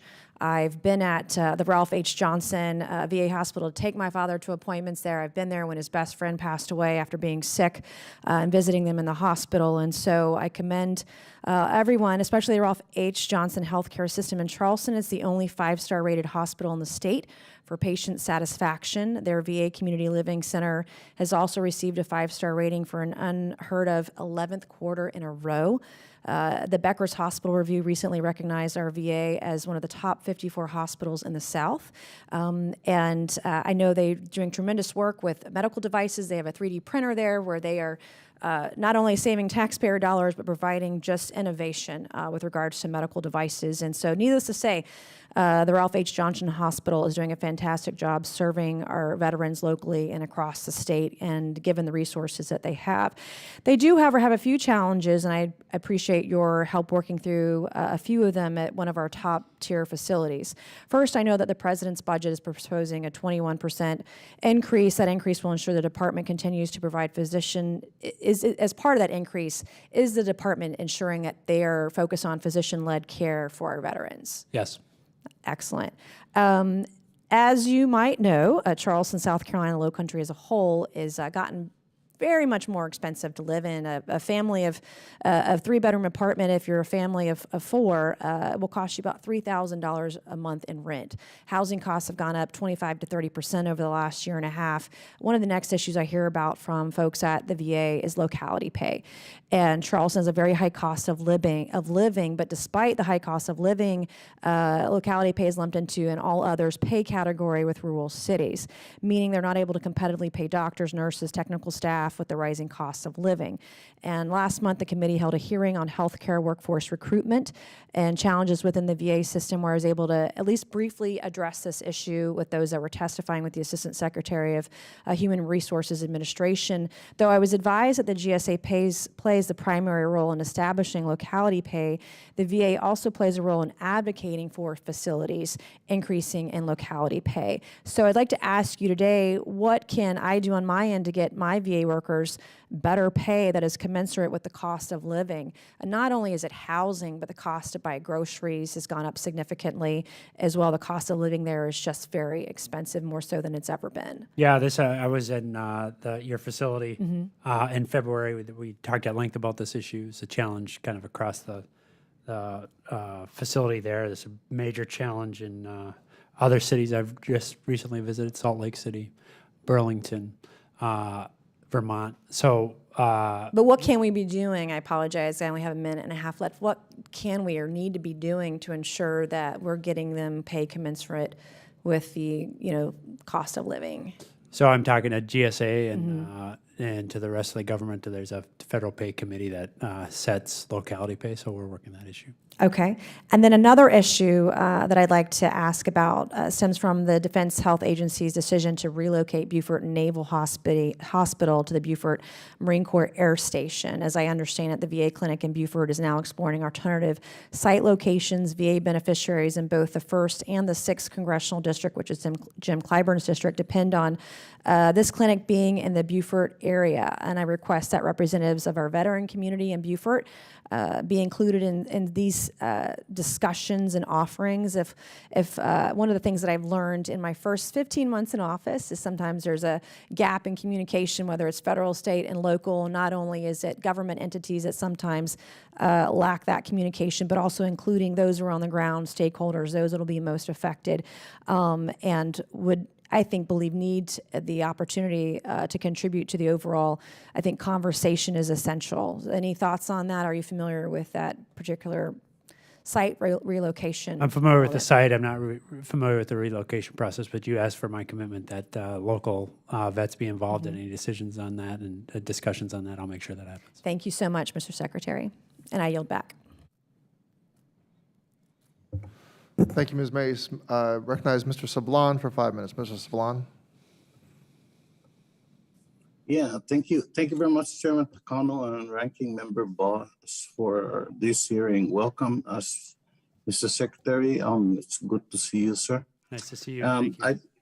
I'd like to thank you for recently making the program of comprehensive assistance for family caregivers available in the Northern Mariana Islands. This change is important for many of our veterans and their families. We have, since we announced this week, we have been getting now inquiries from veterans about how the program works, would they qualify and things like that.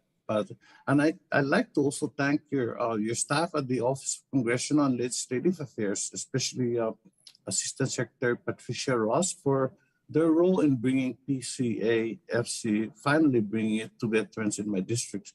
Now, with the caregivers program now available in the Marianas, does the proposed budget provide VA with sufficient resources to provide veterans in my district with the same level of service under this program as is offered elsewhere in the nation? Yeah, thank you, Mr. Sablon. 3 things. One is the budget does envision this. 2, the level of assistance is consistent across the country, including, obviously, in Northern Marianas. 3, we have a whole list of resources that we'll make available to you, if we haven't already, of where your constituents can get access to additional information about the program. I'll just give you one number right now. The websites, I think, are the addresses are too long for me to give you right now, but the number is 808-566-8384, which is our Pacific Islands Caregiver Support Team. And so I urge you to get there. The last thing I'd say is I associate my enthusiasm for Patricia Ross and our Congressional Affairs team with yours. Thank you, Mr. Secretary. And that seems to be a Hawaii number, and that's it hasn't been exactly easy to get very much out of the Hawaii office, to be very honest with you. But we'll continue to try working with them. I appreciate this. Mr. Secretary, I appreciate everything that your department and the Biden administration is doing for for the Northern Marianas. I don't have any further questions, Chairman Takano. I yield back. Thank you. Thank you very much, Representative Sablan. I recognize Representative Miller Meeks for 5 minutes. Thank you very much, Chair Takano and Secretary McDonough. It's so nice to see you again. Thank you. The President's budget request does not include funding for the 9 rare cancers that you appropriately added on Tuesday as presumptive disability. I have a bill in this similar context with Representative Brownlee, H.R. 4571, the Service Act, which is bipartisan, bicameral, just passed through the Senate, that would direct the Department of Veterans Affairs to provide mammograms screening for female veterans who served in areas associated with burn pits and toxic exposure. And as a female veteran, even this Saturday, I was approached by another female veteran at 35 years of age with breast cancer who was very complimentary that we had put this bill forward. So the question I have is, how much funding will the VA require in fiscal year 23 and beyond to implement this change, the changes you've made in the 9? For the 9. I don't have a specific number for you. I'll get you that under separate cover if it's okay. And I appreciate all the work that you and Chairwoman Brownlee are doing on mammography. It's obviously a huge priority for us. Yeah, and we're very hopeful that it will come forward as it's desperately needed for our female veterans. On a different topic, but same in relation to benefits, the administration is asking for 76 employment counselors at the Veterans Administration Veteran Readiness for Employment Service to help participants find employment. And this is in line with with the bill I did with Representative Kai Kahale on the Vet Tech bill, which we were very happy to see passed last year. And I'm wondering, how do these positions differ from disabled veteran outreach program specialist positions funded by the Department of Labor through the Jobs for Veterans State Grants programs, and then where will these individuals be housed or located? I think it's a reasonable and highly logical question. I don't have a good answer for you. If I can get you that one in writing too, I will. And will they be located here in Washington, D.C.? No, they'll be, those are all field positions, so people are closer to where the action is. Okay. Yeah. Which I think is necessary. We have, Agree. As you know, programs we're doing working. There are colleges who have Veterans Affairs officers. We've done that with several of our programs in our community colleges as well, too. So I think there's exciting stuff happening in the field in Iowa and other places, and so we want to make sure that we get closer to that action. Excellent. So that there's more coordination, less, more seamless, easier for the veterans. So we appreciate it. Skinnier headquarters unit, more action in the field. That's what we're looking for. I would wholeheartedly agree with that. So thank you for making sure they get out of Washington, D.C. and into the communities they serve. With that, Chair Takano, I yield back my time. Thank you. You so much. Thank you, Representative Miller Meeks. I now recognize Mr. Allred for 5 minutes. Great. Good to see you, Mr. Secretary. Thanks for being here. Thank you. I also want to congratulate you on the expanded coverages for veterans exposed to harmful substances. Thank you. That you actually came to Fort Worth with the president and talked about. I think that's really important. And it's also my pleasure to host you at the new Garland VA in North Texas, and for you to see some of the great work that's going on there. With Mr. Elzy, I recently introduced the bill to authorize the fiscal year 22 major construction projects at the VA, and I saw in your testimony, some of what you were discussing there. But just for my constituents, for our veterans in North Texas, can you talk a little bit more about how you see these major construction projects, including a spinal cord injury center that we're going to be continuing to fund at the Dallas VA, and why that's important that we continue to update this aging VA infrastructure across the country? Yeah, thanks very much. We've been talking a little bit this morning about the Air Commission, which is a kind of a big strategy piece with a long look. And what does the VA need over the next 3 decades? And so, and that's important. But we have our internal project by project high priority effort to try to get the rest of this infrastructure up to speed now. This is not, can't be like just a 3-decade look ahead. This got to be a day-to-day thing where we know we have needs right now, including in high growth areas like Dallas. And so we're continuing to lean into what we call our SKIP process, our internal process for prioritizing projects. This is why, I think Mr. Boss did us a favor by highlighting the importance of infrastructure in his opening comments too. This is why the president's request for infrastructure this year is the highest ever sought at VA. Could we use more? Absolutely. That's why he asked for the $18 billion in the initial infrastructure package.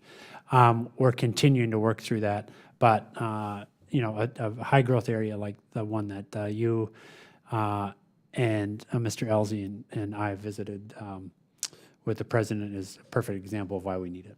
Yeah, I think, folks might not realize that the median age of VA's portfolio is 58 years, and that 69% of VA hospitals are over the age of 50, and so we need to continue to invest in this. And knowing you, I want to ask you this because I know what your priorities are.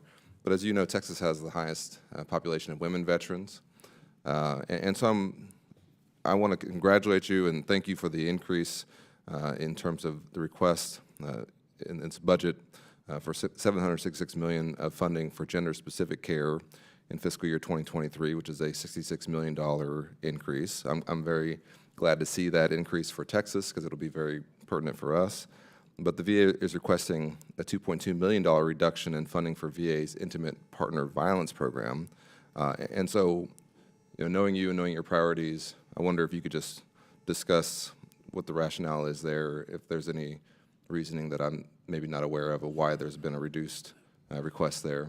So I'd like to take that to make sure that I get back to you with my best understanding of this. But let me just say about the funding, this specific funding. I think it has to do with some of our carryover and what I recall was a substantial increase FY21 to FY22. But I'll make sure I get you the specific answer on this. I just want to say one thing, which is I've been talking to the IG about some of these specific programs in the field and the fact that we can do a better job of making sure that there's uniform training, uniform uptake, and uniform offering of services across the enterprise. The program on intimate partner violence is an example of that. And so we're staying on top of this, but I'll get you an answer on the funding request. And to be honest, I assumed that there was something like that going on there, but I certainly appreciate Fair, I appreciate you bringing it to my attention. Just one more question. The independent budget VSOs recommended that VA request $2.925 billion for major construction in FY23. We were just talking about this, but VA's budget requests only included a $1.45 billion increase, and that represents a decrease of about 10% compared to last year's level. So I'm just wondering. I know we have multiple funding sources going to VA construction here. Is that due to us addressing the backlog of some of our construction projects, or just trying to get some insight into the decreased requests here? Yes. So look, I think that this doesn't grow as fast as I'd like to see it grow. We're trying to prove ourselves along the way that we can be trusted with these big investments. It's not long ago that we were in this situation as it related to the facility in Aurora. I think since then, that is, say, Colorado, we've proved in Orlando, for example, where we came in ahead of schedule, under budget, that we can make these kinds of investments. And so we're working down our internal priority project. The funding that we seek for this year is the biggest level that President has ever sought for infrastructure funding. It gets us down through the high priority projects for this year. And as, for example, in El Paso, where we're showing your state, different part of your state, I get it, but your state, we're showing, I hope, in a new way of doing this, that we're expanding an existing facility for new capability. We can show that we can do this in a cost-effective way. Each time that we prove these new concepts, we're asking for more money in the following year. So we're trying to build both your confidence in us and make sure that we're using a real data-based prioritization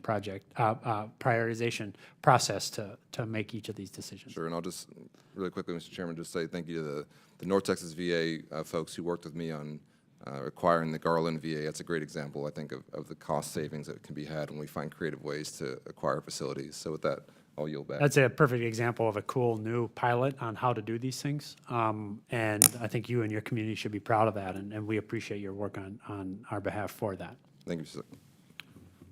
Thank you, Mr. Allred. I now recognize Mr. Elzey for 5 minutes. Thank you, Mr. Chairman.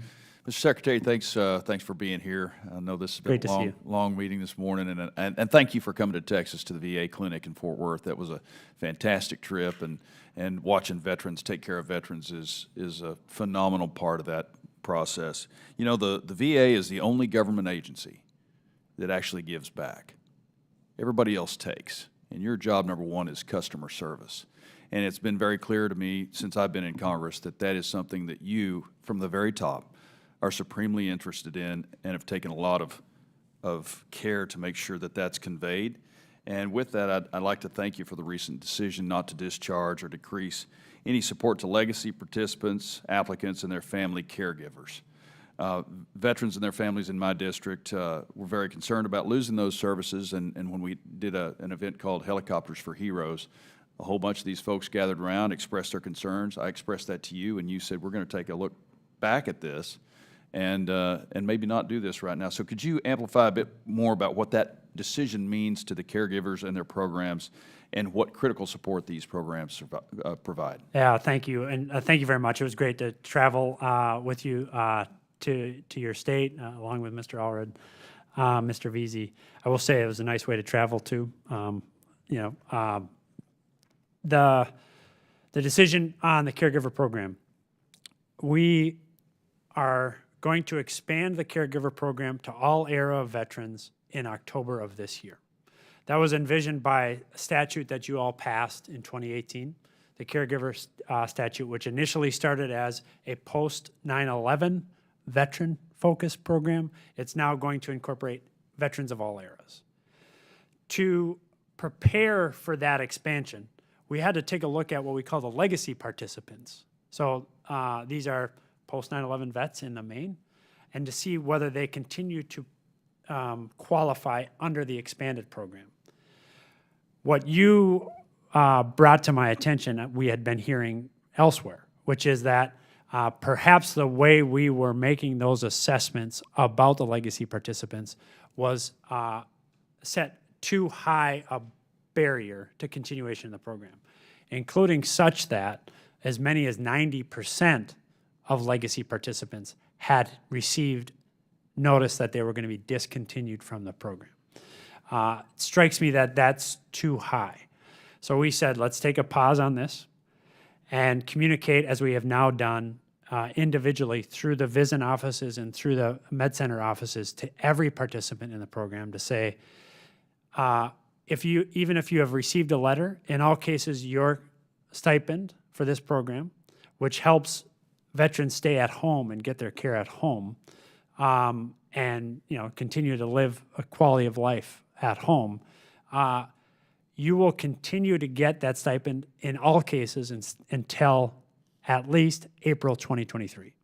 Point one. Point two, we are looking at the program and the basis on which we make the assessments as to whether you continue to see if we need to expand the rules under which we made those determinations heretofore.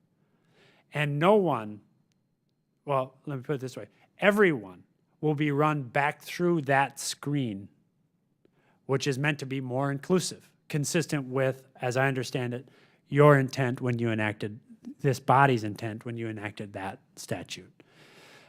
Right now, in fact, today, at this minute, we're meeting downtown with all the VSO leaders on this topic. We're in constant communication with this committee staff and with your individual office staffs about these questions. And we'll make a determination as to whether we need to issue new regulation or take some other step about that more inclusive screen for continuation of the program. None of this should come as a surprise to you. None of this will come as a surprise to you. We'll make sure that we keep the channels open for a lot of different reasons, including the fact that it was your intervention with me, along with several other things I heard from over the course of these last couple of months that led to the pause in the first instance. Thank you, sir. And I'd like to close with thanking Congressman Allred for working with me on H.R. 7500. Mr. Secretary, you guys are doing a fantastic job. It's a job that is never complete. And so the idea that you keep on striving for getting everybody the care they deserve is very admirable, and I appreciate it. I yield back. Thank you very much. I really appreciate working with you, Mr. Elsie. Thank you. Thank you, Mr. Elsie. Now recognize Representative Slotkin for 5 minutes. Great. Thank you, Mr. Chairman. Hello, Mr. Secretary. Thanks for being here for this long hearing. I think there's a pretty strong bipartisan spirit around helping our veterans, and in particular, the access to the care they need. That's really the issue that I feel strongly about. So I have a couple of questions. One, we saw the positive announcement related to toxic exposure this week, with additional illnesses being considered pre-existing conditions if you served. And we know that burn pits in particular, but toxic exposure more generally, is the Agent Orange of the post-9/11 generation. And so I thank you for that. I was trying to go back and look at when we accepted Agent Orange as a toxic chemical, what that did to the numbers of personnel, the money that you needed to cover those additional things. Can you very briefly walk me through whether you have this budget covers the resources for all these additional soldiers coming in? Yeah, so we did something important in this budget, which is we had some carryover in VBA.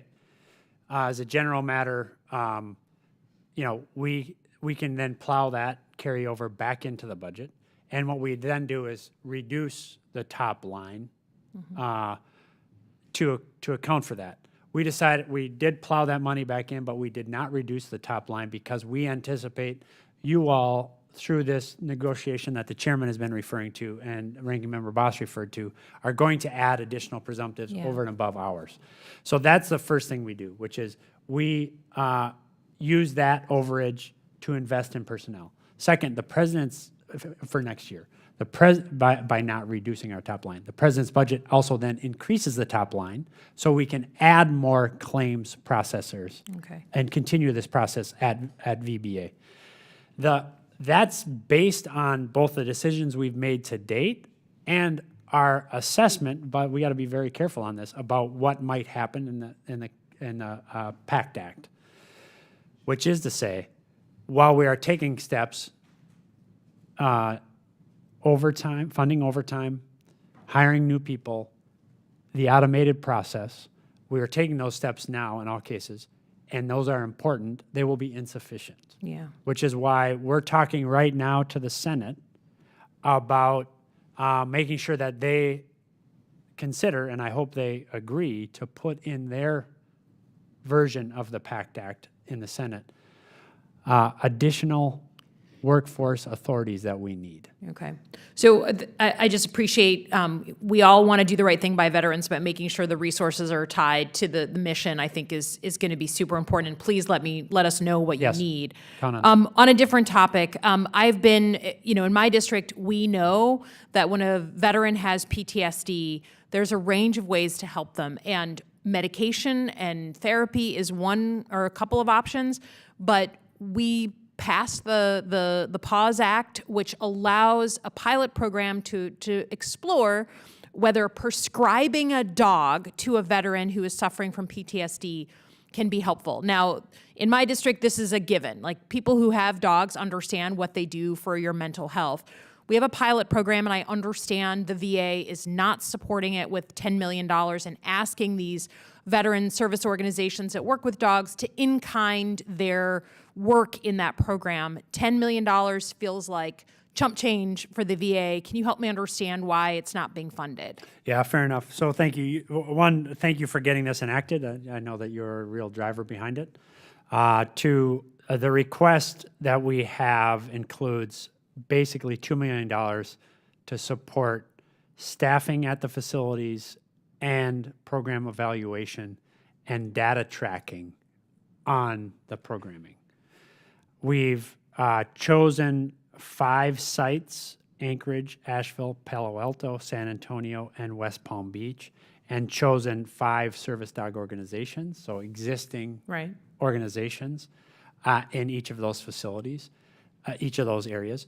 So I think the logic is that that's happening there anyway. We will staff up following the work that they're doing and making sure that we get the data to then, presuming that it comes back, as I think you rightly do, I assume the same thing, then we're in a position then to expand this programming, including with our funding. So Yeah. I think that's the logic. I get your, the point is, should we go ahead and fund what was going to happen anyway? I think that's the question. I think that's the volley back to you. Yeah, I guess it still feels like it's pulling teeth to get the VA, maybe not you, but to get the VA. I don't know that that's right. I mean, we got the 5 sites, we've got the 5 organizations. I was there when the president signed it. It just feels like a couple weeks ago. I think it might have been a couple months ago. But I think this is a reasonable question. I'd be more than happy to talk to you about it because I think we probably could find the money. But the question is, this was going to happen anyway. Do we really kind of swoop in and dollar for dollar what was going to happen anyway? I think that's a reasonable question. I don't think this is us withholding. I think. Yeah, I just hope that when the results come back, it took us many years and kind of against the will of the VA before you got there, saying you need scientific data, you need more research, you need more this, that, and the other.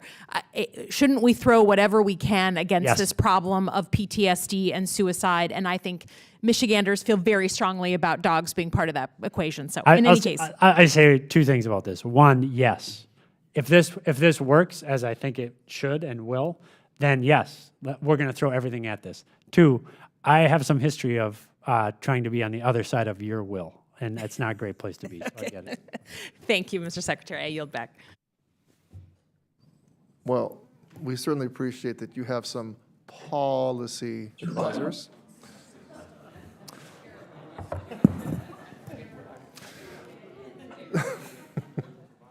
We thank you for your passion, and we respect Michiganders and dog lovers all over this country. Mr. Trone, you're recognized for 5 minutes.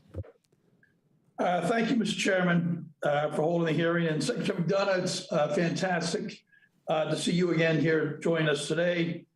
I just want to take a moment and say thank you to you and your team for really speedy follow-up to the question we had the last military construction VA hearing.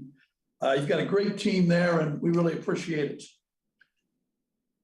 I want to also take this opportunity to discuss the Sergeant Parker Gordon Fox Suicide Prevention Grant Program, which aims to enhance community-based prevention strategies. The budget states the VA has established a, quote, robust program evaluation designed to measure short, mid, and long-term effectiveness of the program and identify best practices after the study. And what I'd like you to expound on, if you could a bit, was explain the evaluation process. And in that process, is there a mechanism to try and move quick and learn on what we've learned as we go and improve the care for our vets right away versus waiting for the program to be over and then doing a report and then trying to help our vets? But can we take the winning ideas and best practices and implement them as quickly as possible? Yeah, thank you, Mr. Trone, very much. I think this is really innovative and exciting piece of work, and I wish I could claim it. Frankly, I can't really claim anything, but this is really your all's idea, and I think it's a good idea, and I think we should get it in the field, and the money will be in the field. We want to obligate it by the end of this fiscal year, and we will have the evaluation going concurrently because we believe, as you just said and as Ms. Slotkin just said, that time is of the essence here. So yeah, I want to make sure that we're tracking appropriate protocols and everything, but the intention here is to move with all due speed and all due dispatch. That's for sure. Okay, great. Well, we really appreciate that, as do the vets. So we appreciate you investing in community resources. Focus on these upstream interventions. Definitely, I think definitely. going upstream is, so key. I hate to bring back the dogs again, but it was in my list to talk about also. And I would support Ms. Slotkin's thoughts regarding we've got to try all different strategies and to help our vets that have had PTSD and these highly trained service dogs that the PAWS Act, allows and sets up. I think it is important that the nonprofits, get paid, for their services. Obviously, it's a lot of time, a lot of work, and that would be my thoughts on it. And Yeah. any further comments? Or are we done with the dogs? Well, look, I hope we're not done with the dogs because I hope that this program works and that we can expand it. But I think you've heard my view, which is that this is a program that was going to happen in any case. Should we really come in and backfill the dollars? I think it's a reasonable question. We've decided to come out one way. I think you and Ms. Slotkin are coming out the other way. I'll take this and look at it. I think it's a very legit question, and let us take and study it. Well, we appreciate your thoughts on this and respect your decision-making. Thank you. So thanks for sharing those. This is a good opportunity to invest in new strategies, and make sure our partners that work with us are noted for their contributions. I'd like to also just, in closing, quickly note that the VA budget has really helped our student veterans and expanded the toxic exposure care. I mean, your budget continue to include the flexibility for vets education and the VR&E benefits that came out of COVID-19. They look a lot similar to the Remote Act, which was, my bill, and we really appreciate all your work in that. And also much appreciated is the work you folks do on the requested 795 full-time employees who we need to get on board to process these new Agent Orange presumptive conditions, the 3 new presumptive conditions for Agent Orange, and also the 3 new presumptive conditions for respiratory conditions. These are, really important goals that, Congress supports.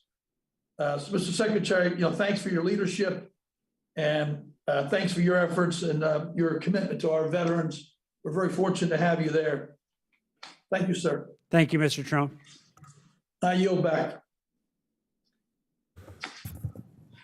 Thank you, Mr. Trone. I now call on Mr. Gallego for 5 minutes. Thank you, Mr. Chairman. Secretary, I will not be asking any questions about the dogs or who let the dogs out or anything of that nature, though I do care about the dogs. I do want to focus on VA home loans. Arizona is a very fast-growing place. We have a lot of veterans that move there. Our housing prices are gone up fairly fast, and makes the VA home loan, unfortunately, sometimes not as attractive. It's a fact they've risen 30% just in the last year, and I think it's even above that now. I've actually used the VA home loan now 3 times. It's a great loan. It's actually extremely important, I think, also for veterans to get housing as soon as they get out of service. It's kind of one of the quickest guarantees of them having success, as well as creating generational wealth.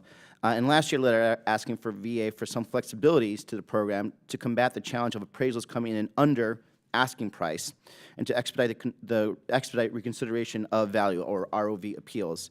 Have these or any other steps have been taken yet to make the VA loans more competitive in this market? And if not, why?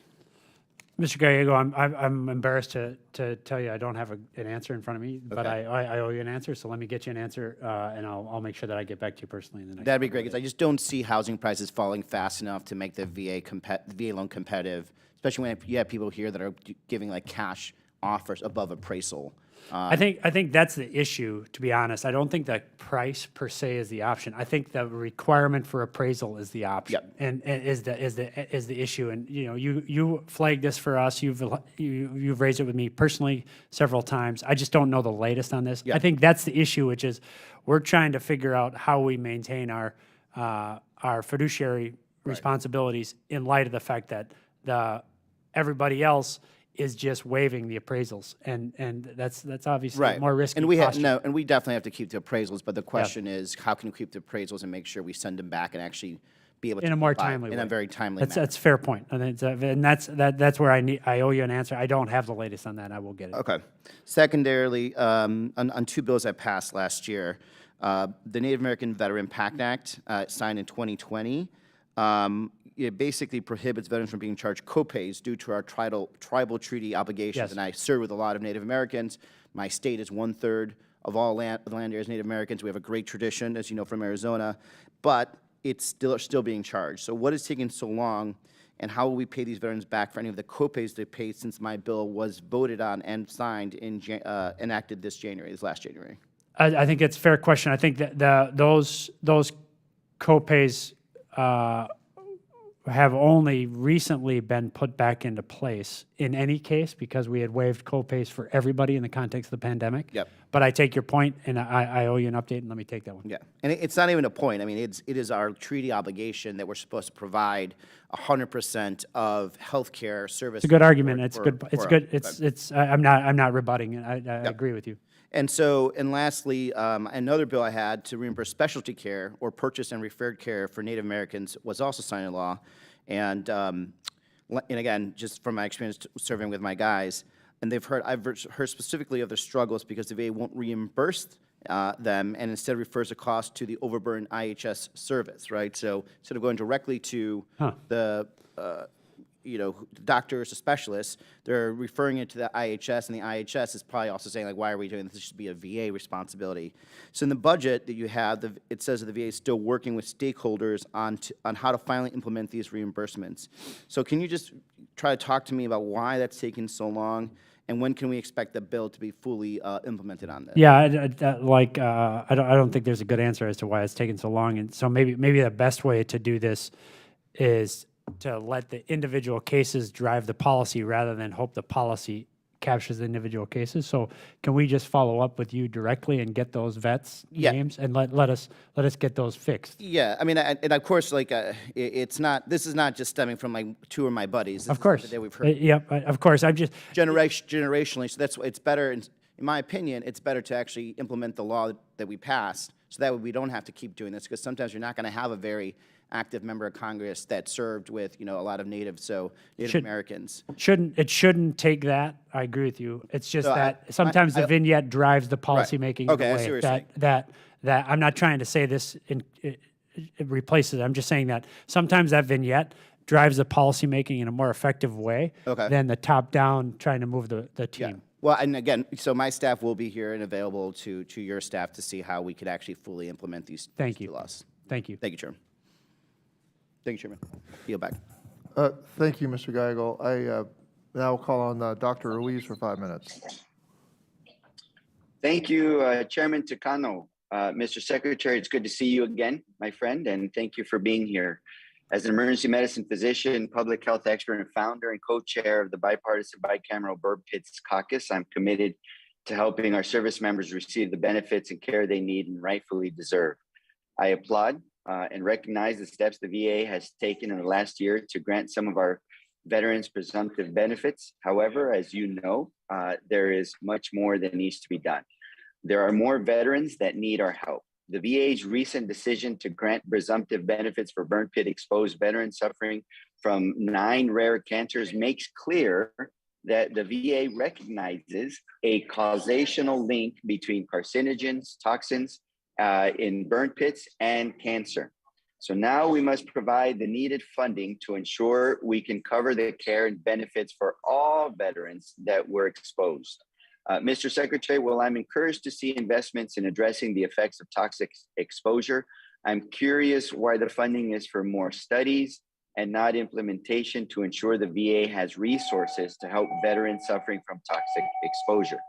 Can you elaborate on the section of the VA budgets that says, quote, the VA budget increases resources for new presumptive disability compensation claims related to environmental exposures from military service? What resources exactly will the VA be increasing, and which new presumptions will be receiving this increase in resources? Yeah, so the budget envisions the resourcing necessary for the decisions made by the moment of the submission of the budget.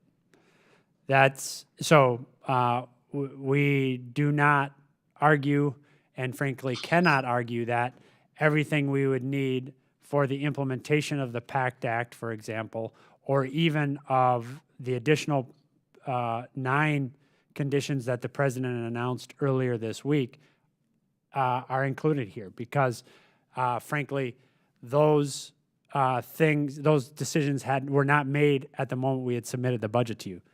Then the question is, why don't we include that now? There's 2 reasons. One, when I make decisions about new presumptive conditions, I cannot presume that the process is going to end, for example, with the rare respiratory cancers, in covering that, or in the brain cancers and constrictive bronchiolitis that we will be looking at this year. So for me to put money in the budget would be to prejudge that outcome.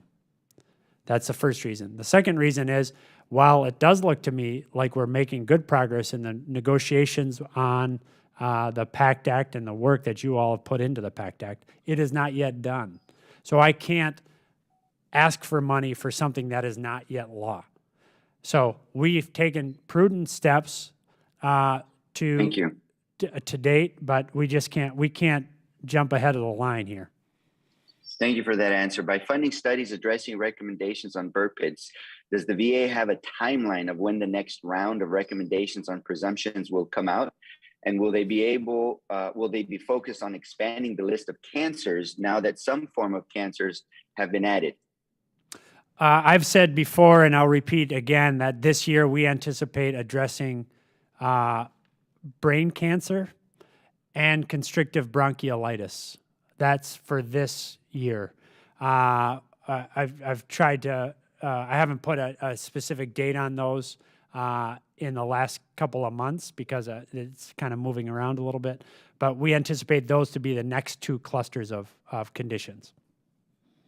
Great. I believe it would bring a big relief to many veterans who are dying and undergoing treatment from brain cancers and constrictive bronchiolitis. So at this point, I want to yield back my time. Mr. Secretary, I appreciate your leadership and your efforts and dedication to ensuring we take care of our nation's history, our nation's heroes.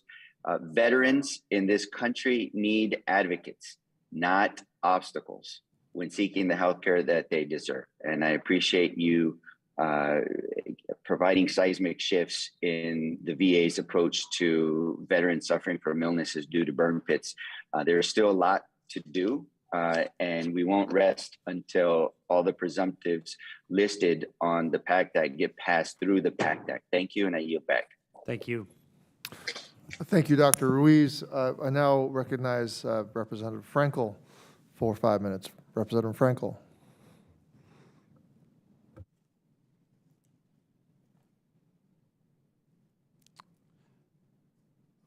Representative Frankel, you need to unmute.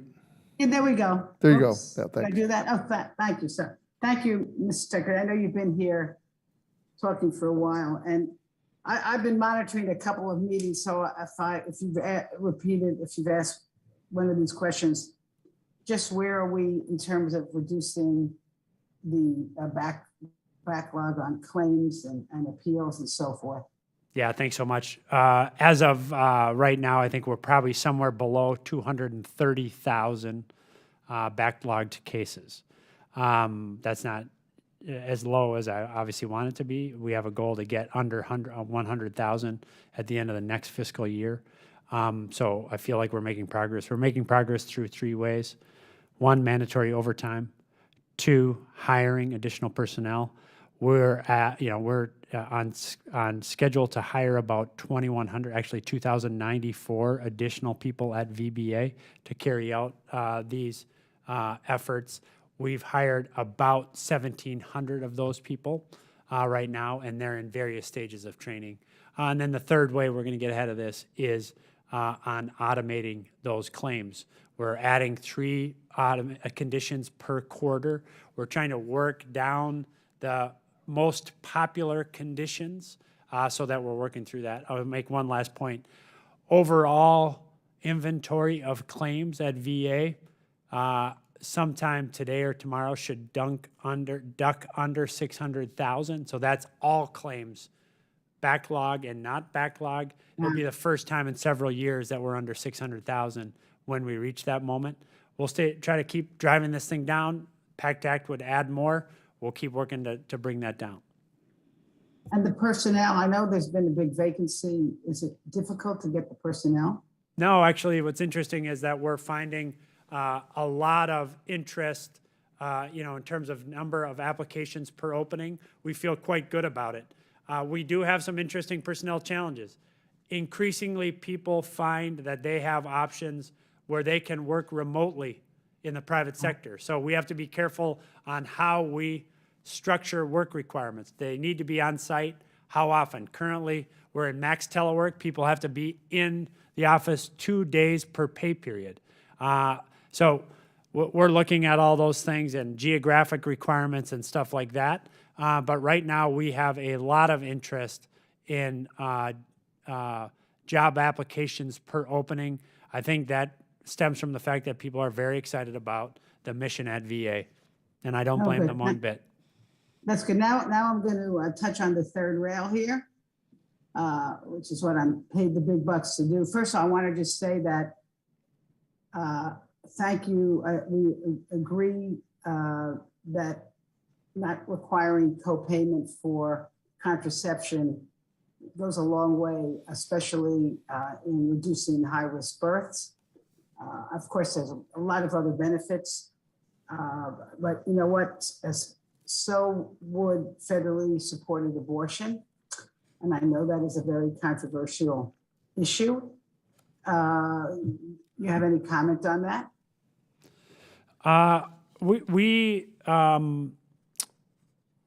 Our statute would allow us to provide abortion services. We do not provide abortion services pursuant to rulemaking. If we were to provide abortion services, we would have to do that through rulemaking, including through public comment. And so if we were in a position to make that choice, this committee has my commitment that you would not be surprised about it, that you would understand the reason for which I was making that decision, and you'd be full participants in the process by which we'd carry out that policy change. But at the moment, I don't have anything to report on such a policy change. Okay, your first sentence was you feel you do have, the law does permit or does not permit? Yeah, it's not that I feel it, it's that the law does permit. Does. Does. So is there a reason that you would not pursue rulemaking on it? It's not been VA policy now for several decades, notwithstanding the permissive legal structure for it. I have just not changed what is existing VA policy across Republican and Democratic administrations now for decades. And so, again, if I were to make that change, I would do that in full light of day and in full consultation with this committee. Well, I would urge you to consider that, and there'll be further discussion on it. But thank you very much. Yield back. Thank you. Thank you, Representative Frankel. There are no further witnesses, but before we finish, Mr. Secretary, I do have one thing that I want to give you an opportunity to clarify. VA's involvement in any discussion about fourth mission work at the border. Yeah. Do you have anything to say about that? Well, thanks so much for asking about this. I've noticed some public comment about this. We are not in discussions with DHS about whether any policy change at the border regarding Section 42 or Title 42, whatever it's called. So we're not in any of those discussions. There's been some suggestion that we are. We are not. 1. 2, we have provided important support to the border, including having vaccinated 54,916 DHS personnel, including through things like Operation vaccinate our workforce, we've had 6 teams. We have deployed people to the border on 6 occasions to vaccinate CBP, ICE personnel. I think that is an admirable thing to do squarely in the national interest.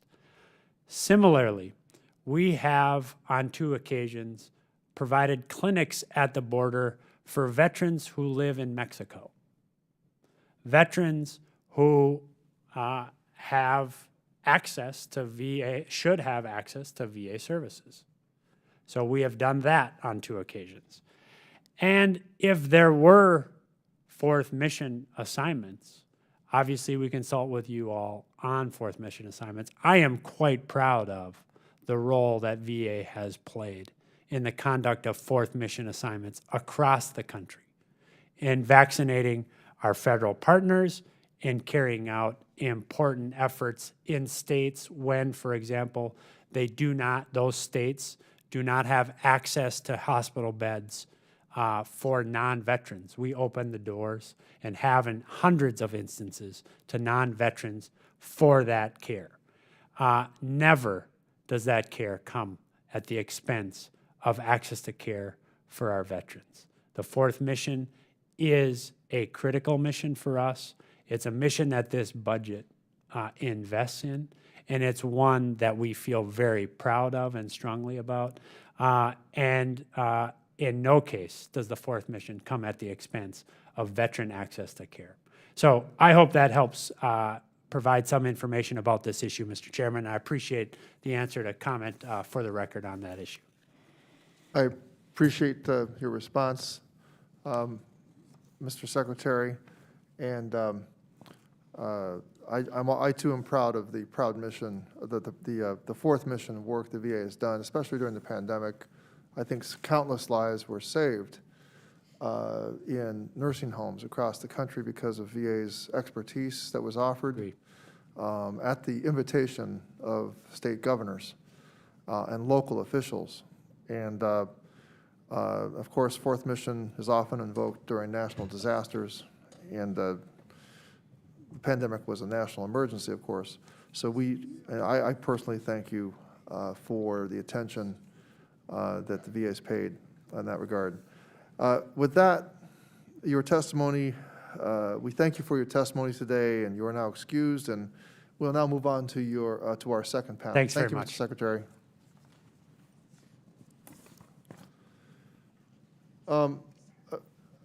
Appearing before us today on the second panel, I'm going to give us time to reset the second panel before I introduce.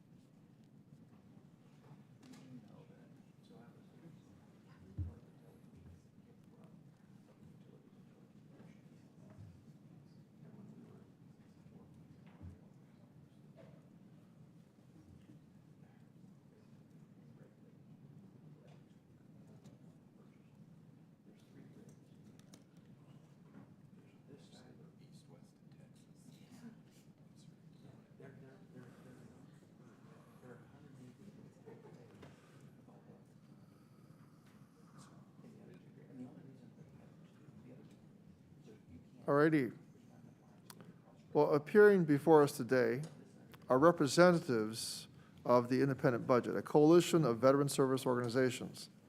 The Independent Budget provides an alternative view of the budgetary needs of the department and of our nation's veterans. We welcome them to today's hearing. Our first witness for the panel is Mr. Shane Learman, the Deputy National Legislative Director of the Disabled American Veterans. Mr. Learman has worked for DAV for more than 23 years. Our next witness for the panel is Ms. Tammy Bartlett. Ms. Bartlett is Deputy Legislative Director for the Veterans of Foreign Wars, where she consults with Congress on issues related to health care, including funding for women veterans. And finally, we have Mr. Morgan Brown. Mr. Brown has worked for military and veterans organizations for many years and serves as the National Legislative Director for Paralyzed Veterans of America. Mr. Learman, I recognize you for 5 minutes to give your testimony. Thank you, Mr. Chairman. I will start out with comments in reference to the Independent Budget Benefits Working Group. And so we are very appreciative to you, Mr.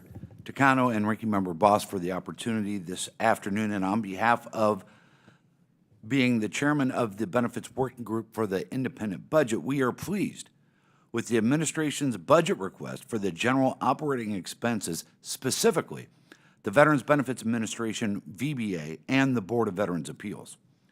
Earlier this year, the IBVSOs recommended additional FTE and a $100 million for overtime, primarily to help VBA make progress on reducing the backlog of disability claims. Additionally, we requested these resources to prepare VBA for an influx of claims related to VAs adding new presumptive diseases and in anticipation of Congress passing toxic exposure legislation. VA's budget request would provide funding to add 795 new FTE, which will aid in processing claims for new respiratory conditions associated with toxic exposures, and it will provide for claims modernization and automation as well. This funding will also be instrumental in helping to drive down the current backlog of pending claims. For the Board of Veterans Appeals, the IBVSOs recommend an additional 15 Veterans Law Judges, or VLJs, an additional 100 FTE to assist in reducing the backlog of hearings pending at the Board.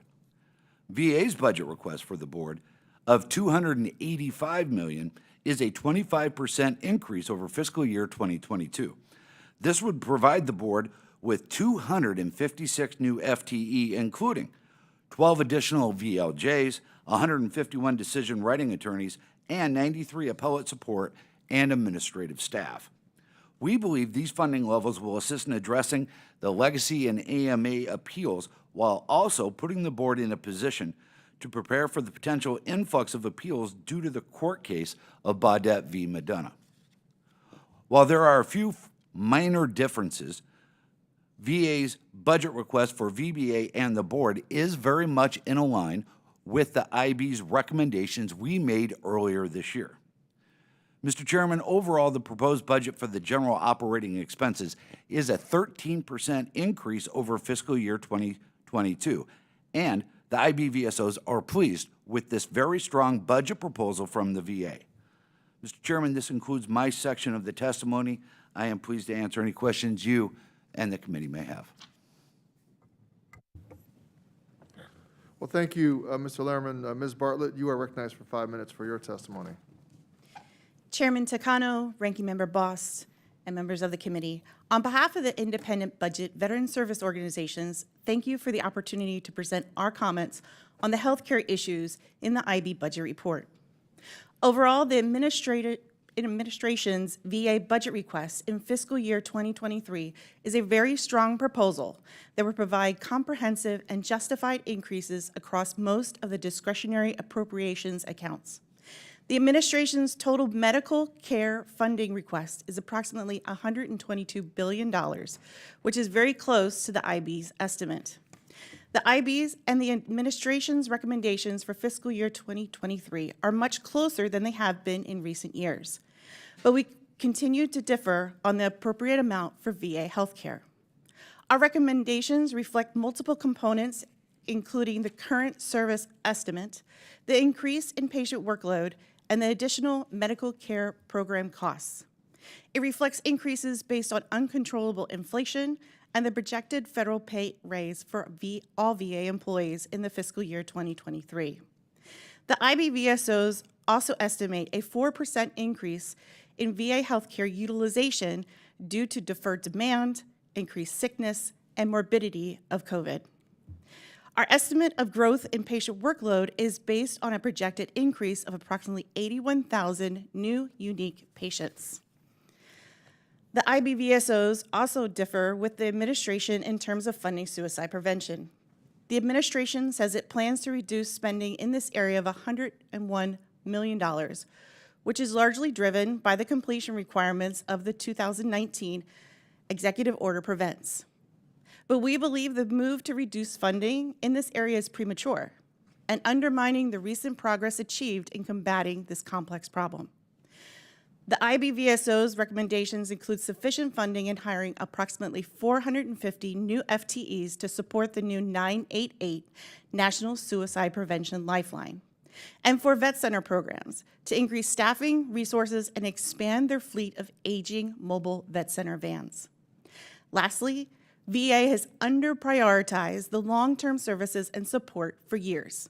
This cannot continue, as the number of veterans in the oldest age cohort are increasing significantly. VA's geriatric and extended care strategic FY 2020 to FY 2024 plan projects expenditures for long-term care will double by 2037. In order to keep up with the demand for long-term care services and supports, the IBVSOs recommend an increase of $375 million for VHA's institutional care and home and community-based programs. Chairman Takano, Ranking Member Bost, these conclude my remarks, and I appreciate any questions you may have for me. Thank you. Thank you, Ms. Bartlett. Mr. Brown, you are now recognized for 5 minutes for your testimony. All right. Thank you, Chairman Takano, Ranking Member Bost, and members of the committee. For more than 30 years, the IBVSOs have worked together to develop and present concrete recommendations to help you ensure VA remains fully funded and capable of carrying out its mission to serve veterans and their families. My comments today will focus on our recommendations related to VA's infrastructure. VA's Strategic Capital Investment Planning, otherwise known as SCIP process, seemingly provides a prioritized list of VA construction, maintenance, and leasing projects. But the department's annual budget request regularly fails to include the full SCIP funding estimates or priorities. It also doesn't provide the necessary information to develop an actuarial schedule of facility lifecycle repair and replacement costs. At best, it provides non-binding suggestions to the VA process, which are regularly ignored, contributing to an ever-increasing backlog of overdue maintenance, construction, and leasing projects. Not prioritizing infrastructure has led to the need for the Air Commission, which will be tasked with reviewing VA's recommendations for its medical facilities. We support VA's plans to direct funds from the Recurring Expenses Transformational Fund towards its construction accounts. It's a good step, but clearly reflects the lack of proper funding in the original budget request. Insufficient VA construction management and congressional oversight procedures are also obstacles to timely and cost-effective infrastructure maintenance and construction. Currently, VA doesn't have the staffing or expertise required to plan or oversee VA's infrastructure at the levels needed to reduce the construction backlog. To overcome VA's infrastructure challenges, Congress must not only provide significantly increased funding to fully address these longstanding issues, but also enact reforms to better ensure the use of these funds. We believe VA's construction budget should be at a minimum 3% of its overall operating budget, just to keep up with the growing backlog. In order to reduce the backlog, in addition to the increased funding, more employees and contractors will be needed to oversee the increased workload. This funding should be separate from the AIR recommendations. The initial Air Commission recommendations proposed a substantial number of changes, but would not close a lot of VA facilities as some anticipated. Most of the market assessments initially recommend retaining a large percentage of VA facilities and then shifting services at them. This suggests that we should not wait until the completion of the AIR process and instead must redouble efforts to improve the facilities VA already has. There are billions of dollars worth of necessary repairs and upgrades needed for VA buildings, which should take place concurrently with the AIR process. I want to thank you again for this opportunity to submit our views for the administration's budget request for VA, and we are happy to answer any questions you may have. Thank you, Mr. Brown. And Ms. Bartlett, I apologize for mispronouncing your name. It's not Bartlett, it's Ms. Bartlett. I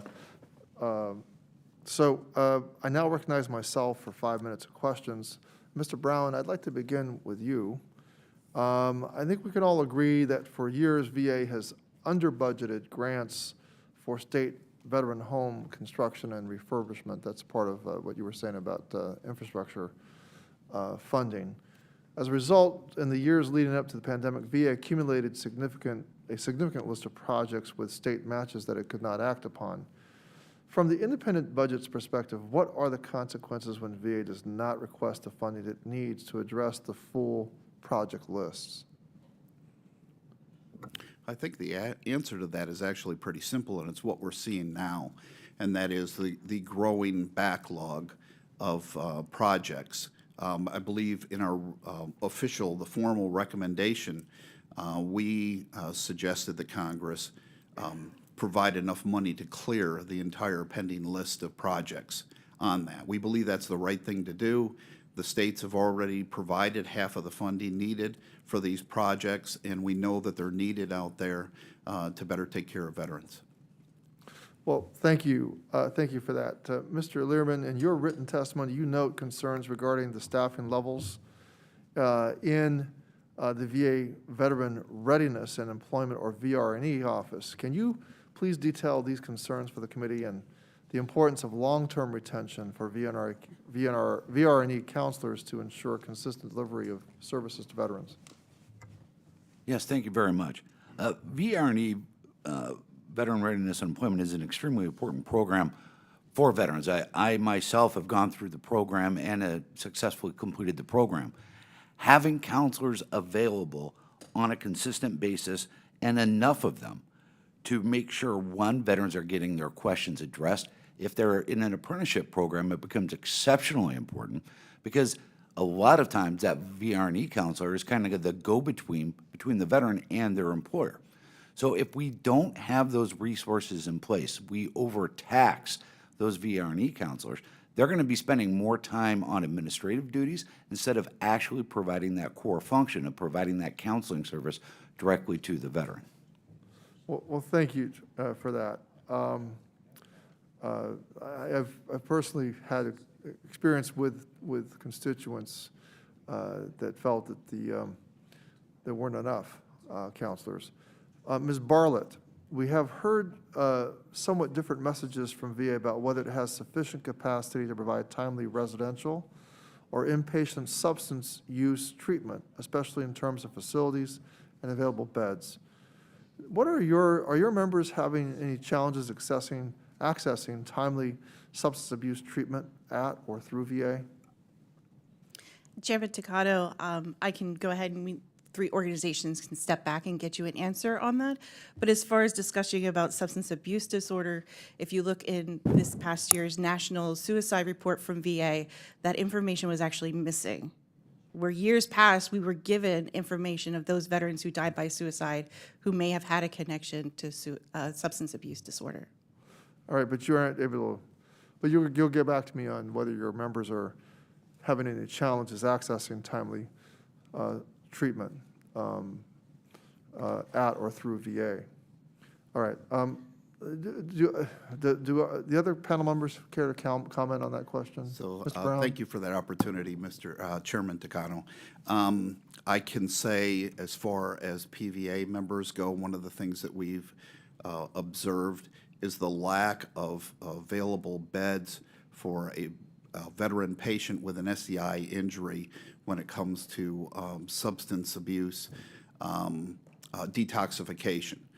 Very limited capability within the VA and almost non-existent in the private sector. Wow. How about you, Mr. Lehrman? Specifically, I'm not aware of any of our members having long wait times to access to it, but we're very concerned when we start talking about substance abuse and getting them into the programs they need, because we know that is a large driving force behind homelessness, and that is an issue that we're consistently trying to push back and to make sure they're getting the help they need for substance abuse. We believe will have an impact on reducing homelessness as well. Well, very quickly, my time is quickly running out, but I wanted to get a weigh in from all of you. I just recently introduced a new bill this week at the turn, a new bill this week to turn one of the administration's proposals regarding mental health services into law. If we can pass this bill, called the Remove Copays Act, VA will make a veteran's first 3 mental health outpatient appointments each year free. Do you believe this will have a real effect on financial barriers to care for veterans, and will your organization support the bill? Go ahead, Ms. Bartlett. Thank you, Chairman Takano, and thank you for that piece of legislation following the VA's mention of that in their budget report. The VFW does support that legislation, and we look forward to seeing it go through. Thank you. Mr. Brown? I know we're still looking at the legislation, but I do believe that we are going to be endorsing it as well. Great. Mr. Lehrman? Thank you. Yes, I have reviewed the bill, but my boss hasn't told me what I'm supposed to say quite yet. So I'm pretty sure we can, but I got to verify that before I give you a direct answer. Thank you. Okay, all right. I will now recognize Ranking Member Boss for his question. Thank you, Mr. Chairman. Mr. Lehman, thank you for your honesty, because, you know, we all understand how that is, of course. So, Ms. Bartlett, I'm wanting to let each one of you kind of expand on where you might think the budget opportunities that looking at this budget, where you could think it would be better for taxpayer dollars to serve our veterans more effectively. Is there any area that you'd like to expand on? I think, first of all, expanding on women veterans, we, as the IBVSOs, have a $200 million recommendation in addition to the budget, and that's broken down. One of those key components is maternity care, and then also peer support. So when a woman veteran goes to a clinic, she has someone there who looks like her, and has gone through the system and may know that you can go through the women clinic and also get mental health through that women clinic. Mammography, as we talked about earlier, with toxic exposure, ensuring that if a woman had served overseas, that she gets mammography care earlier on. Mr. Brown, would you like to follow up on that same question, please? Sure, thank you for this opportunity. Well, I think the 2 areas that I can think of that would have the most immediate impact on our members certainly is the expansion of long-term care, accessibility, long-term systems and supports. In particular, the one program that we hear from our members that they would like to be able to access is veterans-directed care. The other area that I can think of would be in the area of construction. Currently, there are only 6 VA facilities that offer long-term care beds. There's only one of them west of the Mississippi. There are a couple projects underway, one in San Diego, another one in Dallas, that I believe this budget does provide some additional funding for those projects. But there are others that are out there that are pending that would be beneficial for our folks should Congress feel it appropriate to apply some additional funding that way, and we would appreciate that. Mr. Lehrman. Thank you, Mr. Boss. I believe areas we would really like to see increased attention or funding to is really the IT portion for the Veterans Benefits Administration and specifically the Board of Veterans Appeals. In order to streamline the claims process so our veterans don't have to wait longer, they get their benefits delivered quicker, if we provide some level of automation within VA, that's really going to help. The VBMS system was not designed to be automated, and it's been over 12 years now since it was created. So finding ways to improve that is going to improve the system for all veterans. And then the case flow program that the Board of Veterans Appeals has. Some of these programs, my experience in this for like 20 some odd years, VBA at one time had 6 different IT programs, and the board had like 3 that you had to constantly check between. They weren't all streamlined together. So when we create these other programs, but we don't integrate them with the technology for automation. So if we're creating a separate program for automation, now we've got even more programs that can't talk to each other.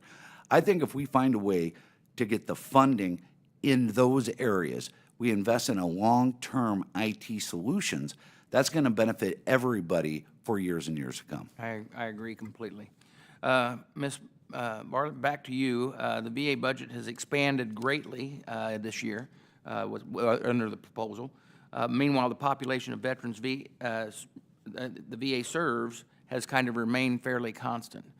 Where should VA focus its resources to target service-connected conditions?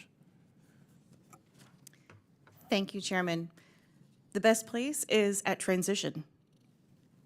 Getting that individual as they're leaving that service and ensuring that they're aware of all VA programs, especially healthcare, especially if they have a service-connected injury, getting the comp and ben benefits claim started, and then right into the VHA system.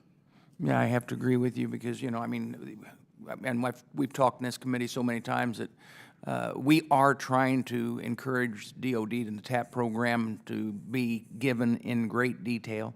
A lot of that is if veterans choose not to go, that's real bad, but it's so much better than it was whenever I was there because I've said it so many times. What I got was a tap on the back, see you later, and that was done.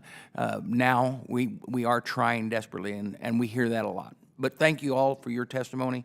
With that, I yield back. Well, I want to thank the second panel of our witnesses. I want to make sure that you know that all of the entirety of your written testimony will be included in the record. And I want to thank you for your attendance today. I want to recognize Ranking Member Boss for any closing remarks he may have. Yeah, thank you, Mr. Chairman. You know, I appreciate the Secretary and the VSOs representing and everybody being here today. You know, I know I know a lot of work goes into the budget, and the request every year that when it's brought forward, I want all of you to know that it's how serious we are as we're considering it. The justifications are as important as the amounts being requested. The level of veterans' demand for VA services should be the basis for everything. I want to make sure that VA is taking into account everything we know about the demand to meet the veterans' needs today and in the future. And this budget does not seem to do that in several key areas. And I am committed to working with the Secretary to get that right. And with that, Mr. Chairman, I'll yield back, and thank you for the hearing today. Thank you, Ranking Member Bost. Before I begin my closing remarks, I just wanted to say that we have heard that DAV has endorsed the bill. So thank you, Mr. Lehrman. Your boss was watching. It's not the first time she's had to pull my bacon out of the fire, Mr. Chairman, so thank you.